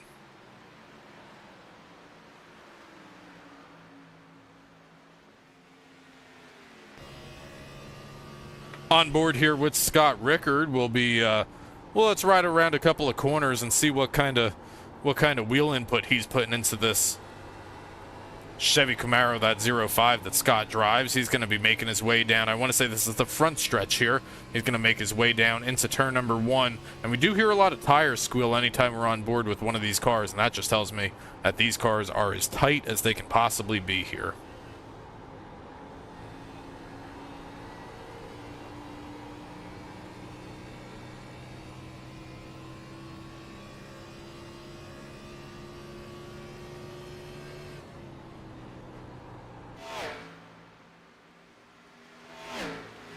Field's going to race around to begin lap number 118. Noah Steele still being chased down by Nolan Hicks.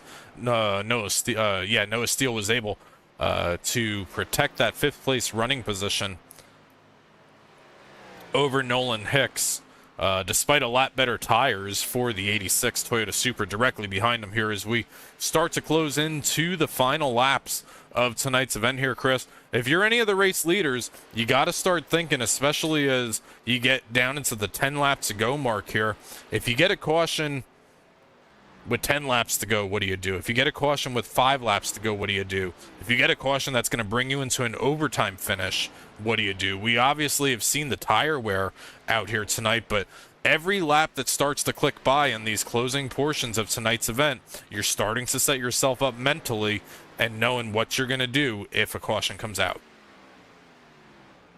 Yeah, and I mean that's the hardest thing to tell here for tonight is what the strategy is for that, because if you're Ryan Kelly and the caution comes out, that's your whole advantage gone. And especially if everybody comes in and gets tires. It's everybody's on an equal playing field. It's just like the start of the race again with way less laps, and it's definitely a hard position to be in if you're up in the front of the pack, either Ryan Kelly or Thomas Green, and it's just going to be honestly a game of chance. Yeah, and that's a valid point that that I didn't make there, Chris, is that it's I think the call here at the track that we've seen 2.5 seconds plus worth of fall off. I think the call is to obviously come down, get 4 fresh Goodyears, even if you only have 5 or less laps to go. But you make a good point about the advantage disappearing. Ryan Kelly, it has taken him some time to grow the lead to what he has grown it to. And we've seen Thomas Green fire off really quick on the restarts as he led the first 30 laps out here tonight. So that could be an advantage for Thomas Green if this race does get a late race yellow flag. And now we're within 30 laps to go, and the pressure cooker starts to steam just a little bit more. This is where everybody gets antsy. If they're grouped up enough, we might see a lot of moves come out from some of these drivers. This is where, like I said, usually drivers get antsy in these last 30 laps, try to get their moves, get some position settled. But I don't know. It's been such a clean night here at Motegi, and it's kind of been strung out between the groups to where and very respectful to where I almost feel like these drivers might be already thinking about next race.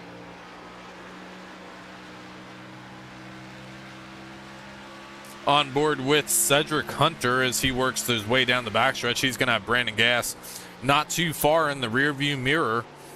Cedric's going to slide up just a little bit. Cedric, about 2 lap older tires than Brandon Gass. Brandon Gass going to take a look to the inside on the exit of turn number 4. They're going to be side by side at the start-finish line.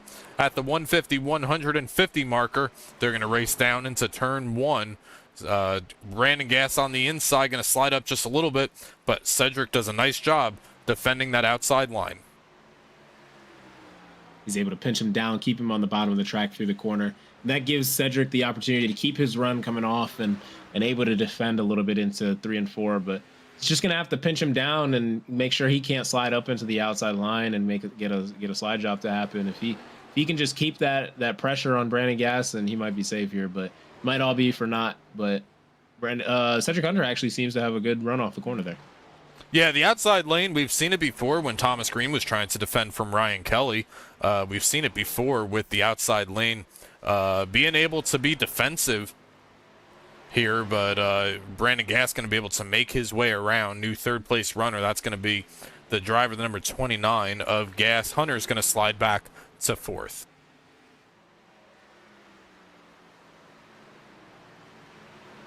A little bit of a mixed bag of nuts back here on the backstretch. Got Chris Stitz currently runs a lap down back in the 18th place position. Ryan Bird also in this mix up here as well.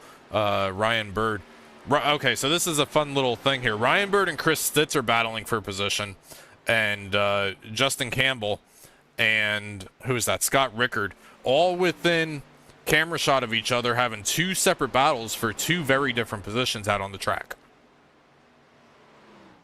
Yeah, and I mean the point of the mixed bag of nuts is a funny analogy here, but it's very true. I mean, those 2 drivers behind are going to be fighting for a whole different race. Actually, actually, it seems like Chris Stitz and Scott Rickard are not even battling each other here. It seems like the 2 people who are battling were able to make their moves and get past their respective drivers, and now it's going to be getting around the lap car or letting the lap car by. You know, it's going to be capitalizing and trying to keep as much speed as you can to keep your position in your own. You always say that I have I like my what are they called? Idioms? Is that the word for them? Idioms, acronyms, similes. There's a ton of different different phrases that should be using for those. As we're within 25 laps to go out here tonight, we see 24 over the speedway. Want to take this opportunity to give a shout out to the title sponsor here of the Trinity Racing League. That is, of course, Larry Arts Productions. It's a comedy variety YouTube channel with content ranging from stop motion videos, vlogs, live streams, and more.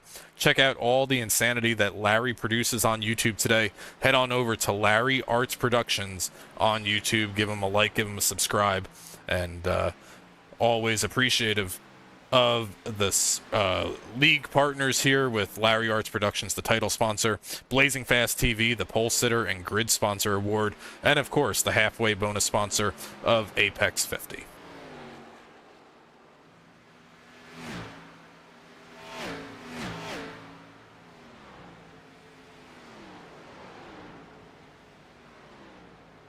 Scott Rickard on the inside of Justin Campbell. This is a battle for position. This is a battle for the 8th place. Scott Rickard on the inside, Justin Campbell on the outside there. It looks like Scott may have the advantage off of turn number 2, but the momentum from the outside lane of Campbell is good enough to keep himself up in position here in front of the 0-5 as they race their way through turns 3 and 4 now, Chris. Yeah, Justin's going to be looking for the run coming off of 4, and he gets it, and he's able to clear the 0-5. Might duck down to the inside just to guard that line into 1 and 2, but might not be able to get down to the bottom of the track, actually. It looks like fighting a little bit of tire wear, or maybe looking for a little bit of a run off the corner and just to defend, and it seems like he's able to get it and defend the 0-5 all. Scott looking for a little bit of clean air down there, I'm sure, as he ran about a half a lane lower than the 2 on the entry into turn number 1 this time by. Now he's going to be a little bit of a mirrored image with the 2 using the lower line, and Scott electing to take a little bit of a higher line there, looking for any sort of air that he could possibly have. This would be a pass for the 8th place position here, as next time by we're going to see 20 laps of racing to go.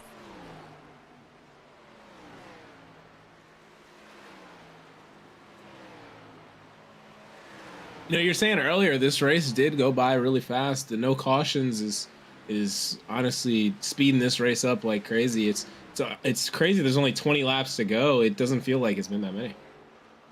Yeah, these drivers have kept it clean. To kind of do a little bit of housekeeping here, these drivers have kept it clean from the word go out here tonight. No cautions for incident, no stage cautions here in the Trinity Racing League, and that means we have seen 130 laps of green flag racing of the scheduled 150 as we get into the closing laps of tonight's event, and the battles still plenty here in the closing laps with the battle for the 8th place position. Up the road a little bit, you got Cody Reed about 4 seconds in front of this group here. You got to go up to Nolan Hicks, who still has not got around Noah Steele for a battle for 5th. And then back up in the lead, you see Ryan Kelly is able to thin out that gap a lot. He's got around a 4-second gap on Thomas Green here. You know, I think this is just a prime showing of how much the tires are important and saving them here at a track like Motegi. And I don't know, this is just a prime example of it. Yeah, really impressive run here tonight for Ryan Kelly. Started 3rd out here tonight. Didn't have the speed right off the rip, because we saw Thomas Green open up about a 3, maybe a 4-second lead in the opening 30 laps or so. But then we saw one car start to come to life, and that was the number 13, as he was able to get around Thomas Green. And he may have been the only car to pass Thomas Green out here tonight, is that number 13 of Kelly, looking for his 3rd win of the season. Yeah, and I didn't even think about that. That's a crazy point to make. If I'm Thomas Green, you know, that's a little bit of confidence for me, even though somebody still got past, you know, it's everybody else didn't. It's only been once, so it's a little bit of a confidence booster for the number 3 machine.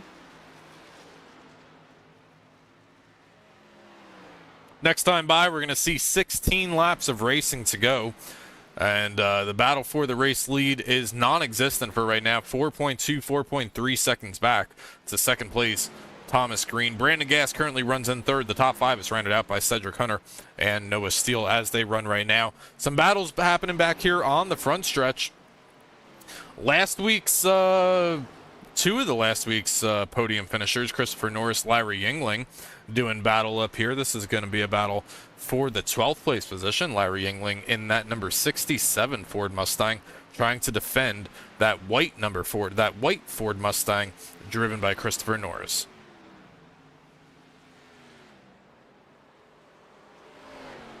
You know, we might not see too many battles coming from those two. We saw a lot of working together from them there at Talladega, but you know, maybe Christopher Norris is gonna try to get his get back for Talladega, get past Larry here, and you might see him actually do that here into the entry of one. Well, they may not have much of an option because Sam Garcia is coming, and he's on a lot better tires than Norris directly in front of him. So Christopher Norris probably well aware of the situation that's quickly unfolding in his rearview mirror and says, I would rather get around the 67 now than have to deal with two of you at the same time. And he is able to take away the 12th place position from Larry. Larry was leading some laps earlier tonight through a round of green flag pit stops and kind of put himself behind the 8 ball by staying out as long as he did. And from there, he has only been able to make his way back up to 13th with 14 to go. Yeah, he tried to play his chances, and unfortunately, like you said, he was behind the 8 ball there, and definitely did not end up being able to capitalize on it. Sam Garcia is next up in the line of cars to make his way around the 67. Big slide there from Sam Garcia on the entry to turn number 1. Got Josh Kanata starting to come into camera frame here. If these drivers stay side by side for another half a lap or so, we may see that Toyota Supra driven by Kanata make his way up to a battle for what would be the 13th place position here directly in front of him. Larry Engling's going to lose 2 spots now. He lost one to Christopher Norris a lap ago and now loses a second one to Garcia. And he's now under fire from Josh Kanata behind. Might be looking in danger of losing 3 spots here around these the next front stretch here. But actually, Josh just ends up sending it here into 3, just trying to get around the 67 as early as possible.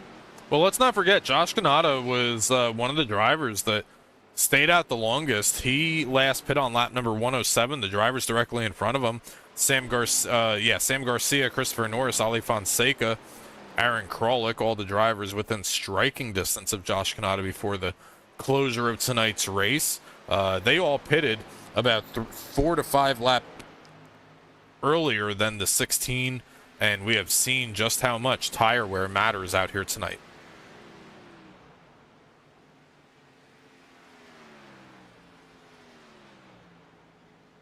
All right, Chris, now you're within a dozen laps to go. It's going to be 11 laps to go next time they come by the circuit here. If you're Ryan Kelly, the last color that you want to see is a yellow flag. Absolutely, especially with over a 10-second gap to third place and a 5-second to second place. You know, my worst fear here would be seeing that yellow come out, especially when there hasn't been one the entire race. That would be very unfortunate if a yellow flag did come out, but I know if I'm Ryan Kelly, I want to run these next 15 miles of racing without incident, and you're hoping that everybody else does the same thing as well. Got a battle here starting to heat up. Justin Campbell, Scott Richter. These two drivers kind of stuck with each other for the majority of the second half of tonight's event. Campbell runs in 8th, Richter runs in 9th. Just under a quarter second separates these two drivers with 10 laps to go.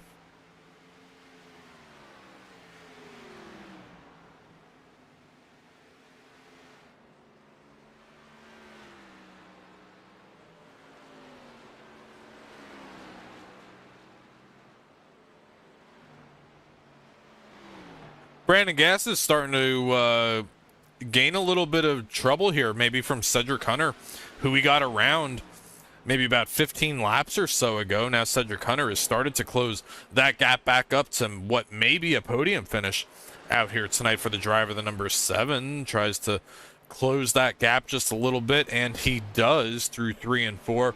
That time by, Cedric Hunter was about a 10th faster than the 29 directly in front of him. Yeah, and especially with lap traffic coming up for the 29, you know, it's going to give Cedric an opportunity to maybe get to that 3rd position, maybe grab a podium and get a little bit more progress towards those playoff points. And, you know, that would probably be the best bet for the 7 here.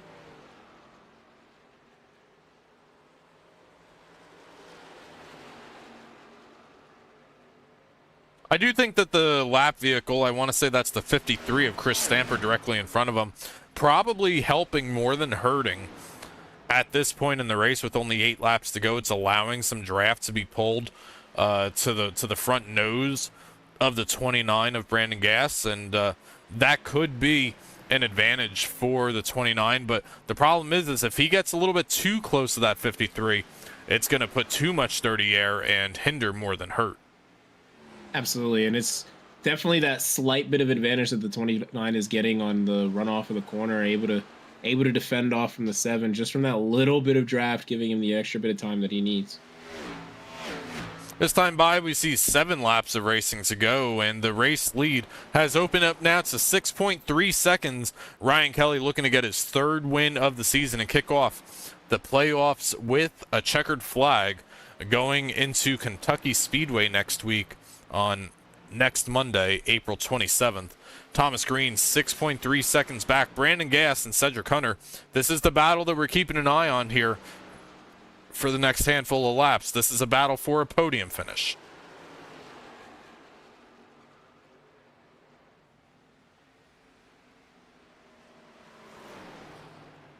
Six to go here, and both these drivers hungry for a podium.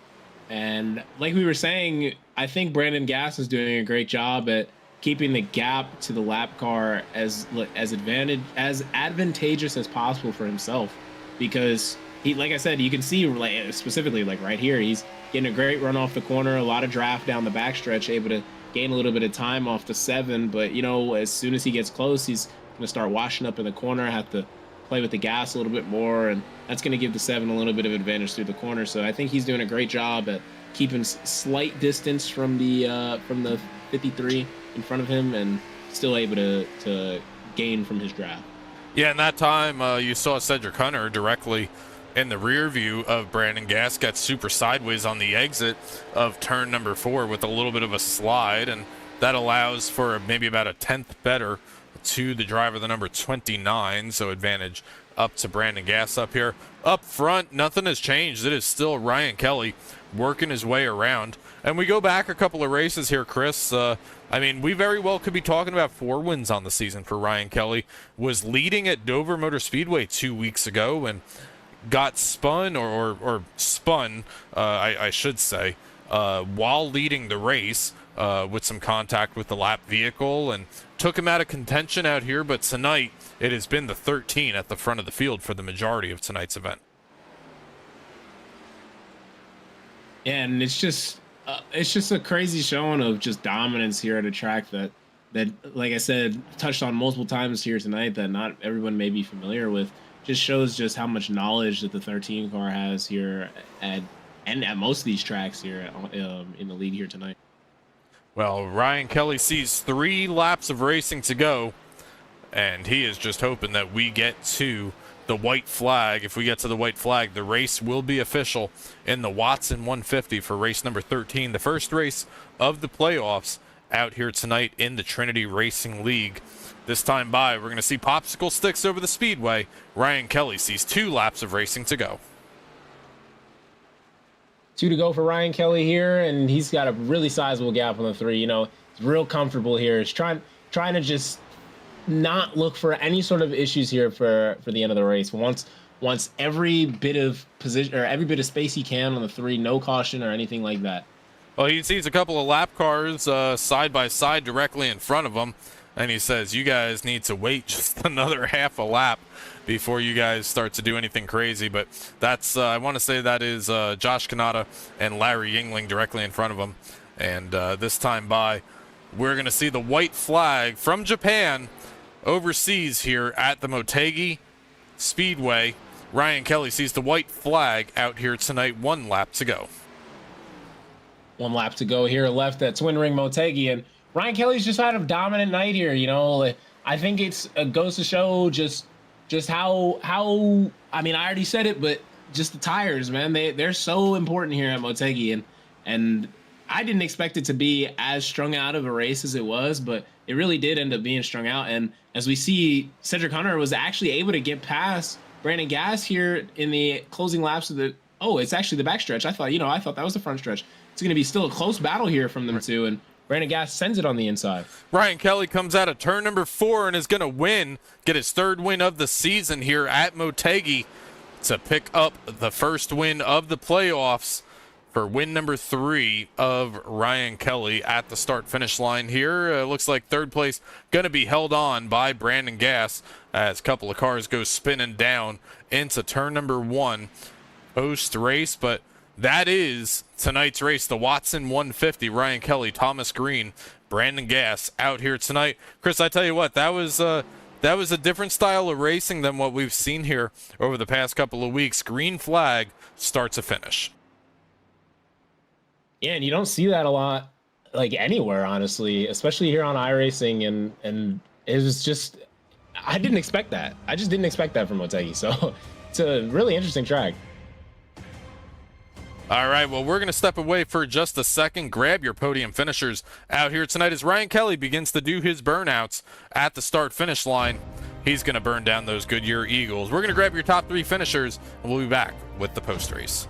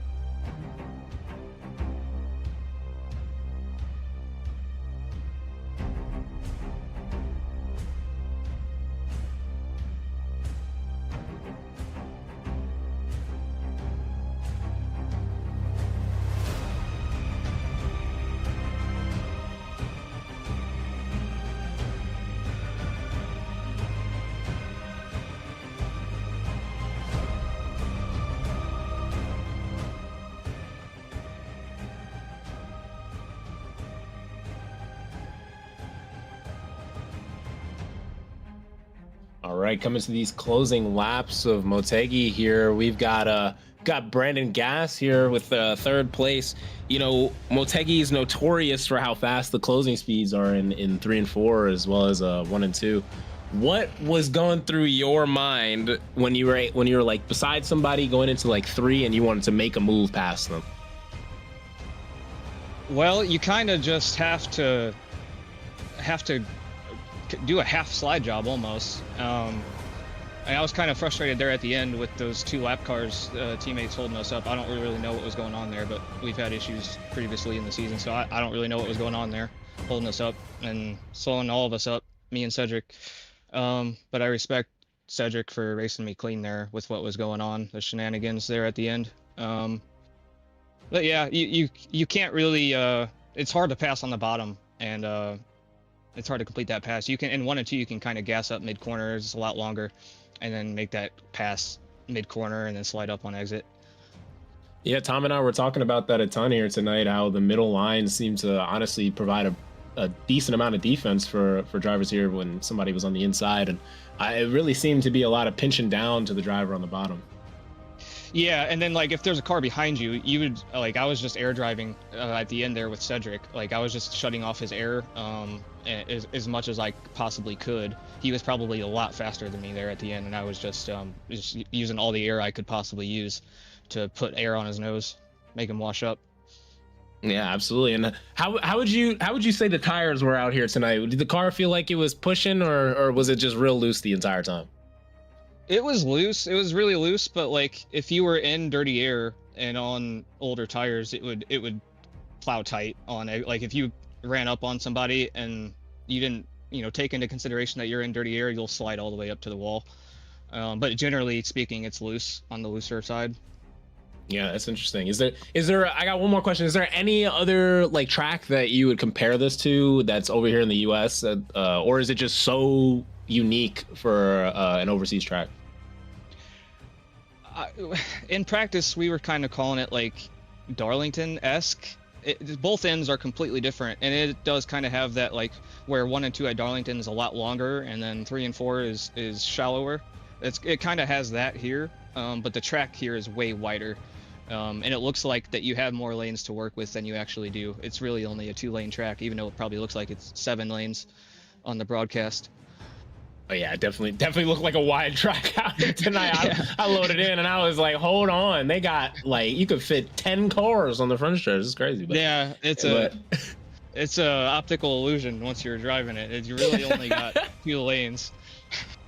Hey, well, Ben, hey, I'm gonna let you go celebrate with your team. Congrats on 3rd placement. Is there anyone you want to say hello to or any thank yous to anyone?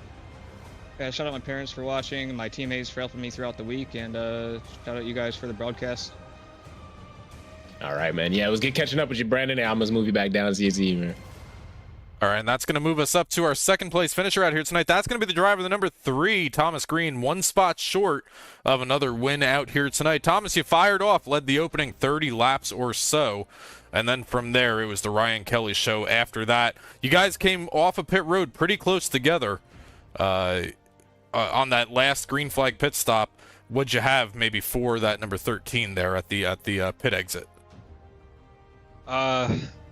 I think I might have had a postcard from, wherever destination I was going to, which was P2.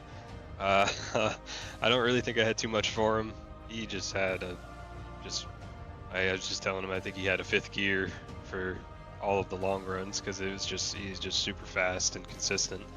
And hats off to him. I mean, even when we were close racing each other, it was respectful and fun. And yeah, it's just not much I could have really did. Like I tried to save my tires at certain points. I tried doing an overcut to maybe gain an advantage on the next long run, and that didn't work. So I was like, well, I guess I'm just gonna try to undercut him, get in front of him, and maybe the dirty air will do some work. But yeah, I mean, it just didn't work out for us. But I mean, P2, the first race of the chase, is awesome. The highest finisher of a chase driver is always what you want in the first race of the chase. So not much I can really complain about. Just maybe I could have had my brakes further back, and maybe that would have helped long run. But I don't know. Just not much I really had for him. Ryan was absolutely stellar today. Yeah, he really was, and Chris and I, we made mention of that, of just how good he was on the long runs. I gotta imagine it being 6 seconds back at the end of the race. Obviously, you were hoping for a yellow flag there, but how do you think you would have fared up with the 13 heads-to-head on a 5 or a 10-lap shootout? Because you did fire off very quickly at the start of tonight. Yeah, I said that Jarrett was actually in my VC for a little bit of that at the end there, and I was like, man, I want a caution. He's like, no, you don't. Just take P2. Like, you can have it. I was like, I was blistering on the short run, so definitely, it was in the back of my mind, but ultimately I was totally fine with just finishing P2 and guaranteeing the spot. But yeah, in short run pace, I definitely found a little bit to kind of manipulate the car to go really fast. But yeah, that's about all I really had. Anything under 20 laps, I felt pretty good. Anything over that just got worse every lap as I went. Yeah, and then obviously the dirty air starts to play into that. We did see some side-by-side racing when Ryan Kelly initially caught you at the end of the first 30 laps or so, and you were able to use the outside line to defend. Was that an option kind of all night long, or was that kind of your last opportunity to protect the lead there? Yeah, I kind of felt like early on in the race, I noticed that you could kind of slide up a little bit, and I actually saw him do it once he passed me, and I started running that line more throughout the race. But yeah, like as it rubbered up, it was definitely an option. Like I realized you could kind of like every like 20 or so laps, there was a kind of another lane, almost another like quarter of a lane that you could go up and kind of like dive into the corners, slide up, get on the seam, and then kind of cut back down, get the left front on the white line, and it would turn great. It was just the drive off of 2 is what I was struggling with and kind of burning up my rears there. But I mean, yeah, this track is awesome. I gotta say, like I've never ran here. I just bought the track. This track is awesome for stock cars. Like it feels like Pocono in 1 and 2, and it kind of feels like Gateway in New Hampshire in 3 and 4. Like it is phenomenal. And I gotta say shout out to Watson, because the setup, they had to work on it overnight. They put a lot of work into it, and I mean, it was just phenomenal racing. I mean, regardless of how far back or how spread out we all were. I mean, we all went green flag, so I got to tell you, like, the setup was pretty good. If we can all manhandle it, and it's not an easy track to drive, but for us to go green the whole way was pretty good. So hats off to them for making an awesome setup.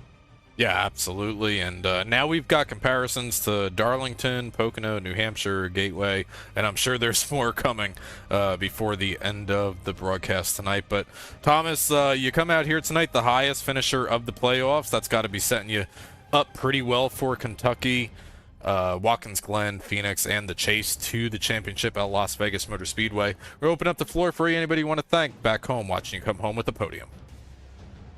First, I just want to say shout out to you guys for broadcasting, and shout out to everyone at Trinity for putting this all together and letting us come out here every Monday night and have a lot of fun and duel it and have just a blast racing. I want to say shout out to Watson for doing the setup work for this track and making this possible. It is super cool. Love Japan, love the culture. This track was phenomenal. Shout out to Danny Cochran for making this paint, this awesome new paint that I have for the chase. This is really cool. It's a beautiful paint, and big shout out to my girlfriend Anna for all the love and support. She watches all the races, and I appreciate her. Thank you very much. I love you. All right, Thomas, before I let you go, I do have some good news for you because you have grade A admins out here. They already got the points up, and I can confirm that you leave Motegi as the points leader by 4 points over Nolan Hicks. It's awesome. All right, Thomas Green, congratulations on a second place run out here. We'll see you next week at Kentucky.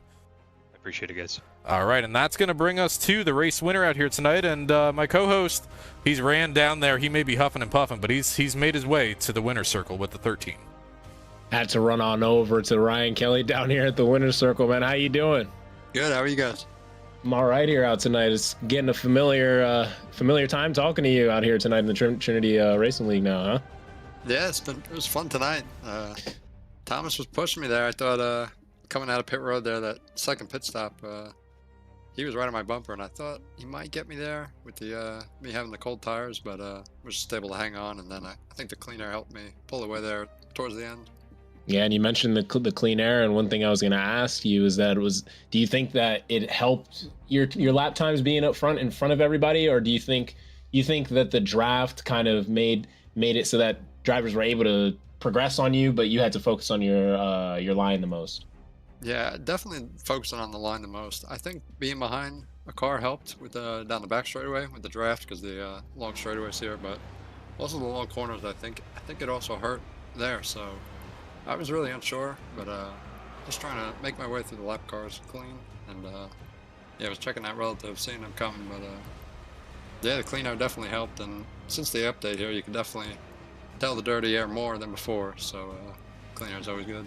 That's another question to ask. Have you ran Motegi here before? No, it's nice to be able to race here. I don't get to run here too often, especially in the oval cars. So it's nice to be able to come to this track. It was really fun, and wish I could race here more. Yeah, it's pretty awesome.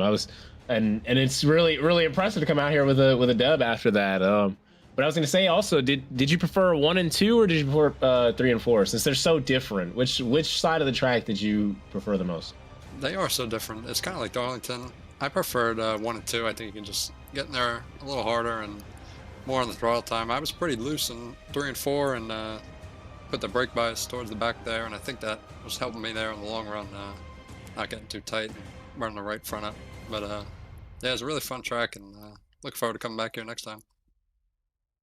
Absolutely, man. Well, hey, congrats out here tonight for the win, Ryan. It's I believe your third here out in Trinity, and yeah, congrats to you. Is there anyone you want to say thank you to or hello to? Yeah, my teammates tonight and all the guys that put on the league. You guys put on a great show, and looking forward to next week. Absolutely. All right, Ryan. I'm going to move you back down to your team. Go celebrate. Go have some fun, man. Appreciate it, guys. Thank you. All right, and that's top 3 finishers that we just spoke with out here tonight.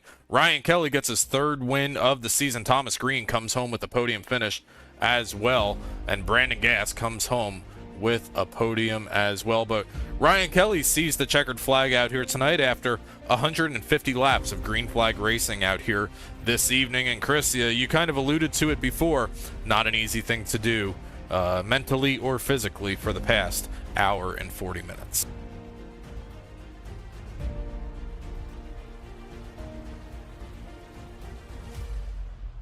All right, let's take a look at the results out here this evening. We'll pull up the finishing results of tonight's event. Ryan Kelly comes home with the 3rd win of the season in the Trinity Racing League. Thomas Green comes home in 2nd place, highest finishing playoff driver, and leaves Motegi as the points leader at the end of tonight's race. Brandon Gass, we spoke with him as well. Cedric Hunter, so close to a podium finisher out here tonight, finishes 4th. The top 5 is rounded out by the driver, the number 8. That's Noah Steele. Nolan Hicks finishes 6th with Cody Reed in 7th. Justin Campbell finishes 8th. And the top 10 is Scott Rickard and Aaron Krolick. And you've got Ali Fonseca in 11th, Christopher Norris in 12th, Samuel Garcia in 13th, Larry Yingling in 14th, Josh Kanata and Clint Cox in 15th and 16th, Mike Miller, Ryan Bird, and Chris Stitz in 17th, 18th, and 19th, and the top 20 is rounded out by Chris Stamper. Our field of 23 out here tonight. Thomas Walter comes home 23rd, 2 laps down. Ben Kinney, driver that we spoke to in pre-race, comes home in 22nd place out here tonight. Sam Dyer rounds out the field of 23 drivers that made the trip across the pond over to Motegi Speedway out here tonight. And Chris, that's going to about do it here, but the big loser in terms of points out here is Chris Stitz, down 9 positions in the points. But Thomas Green comes away as the points leader after race number 1 of the playoffs.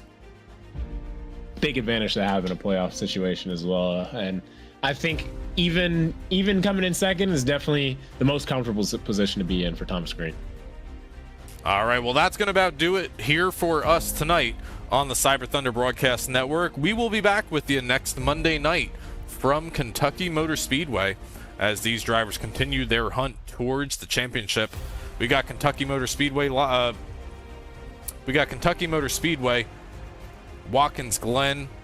We've got what else do we got in there? We've got a lot of fun tracks. We've got Phoenix coming up, and then finally the championship race at Las Vegas Motor Speedway here, a 5-race chase to the championship for Trinity Racing League. Chris, as always, it's an absolute pleasure to get to do this with you here on a Monday night. Wouldn't want to do it with anybody else. And thanks for hanging out with me. And I guess we'll see everybody next Monday night. Absolutely. I'll see you later, Tom, and hope everyone has a great rest of the night.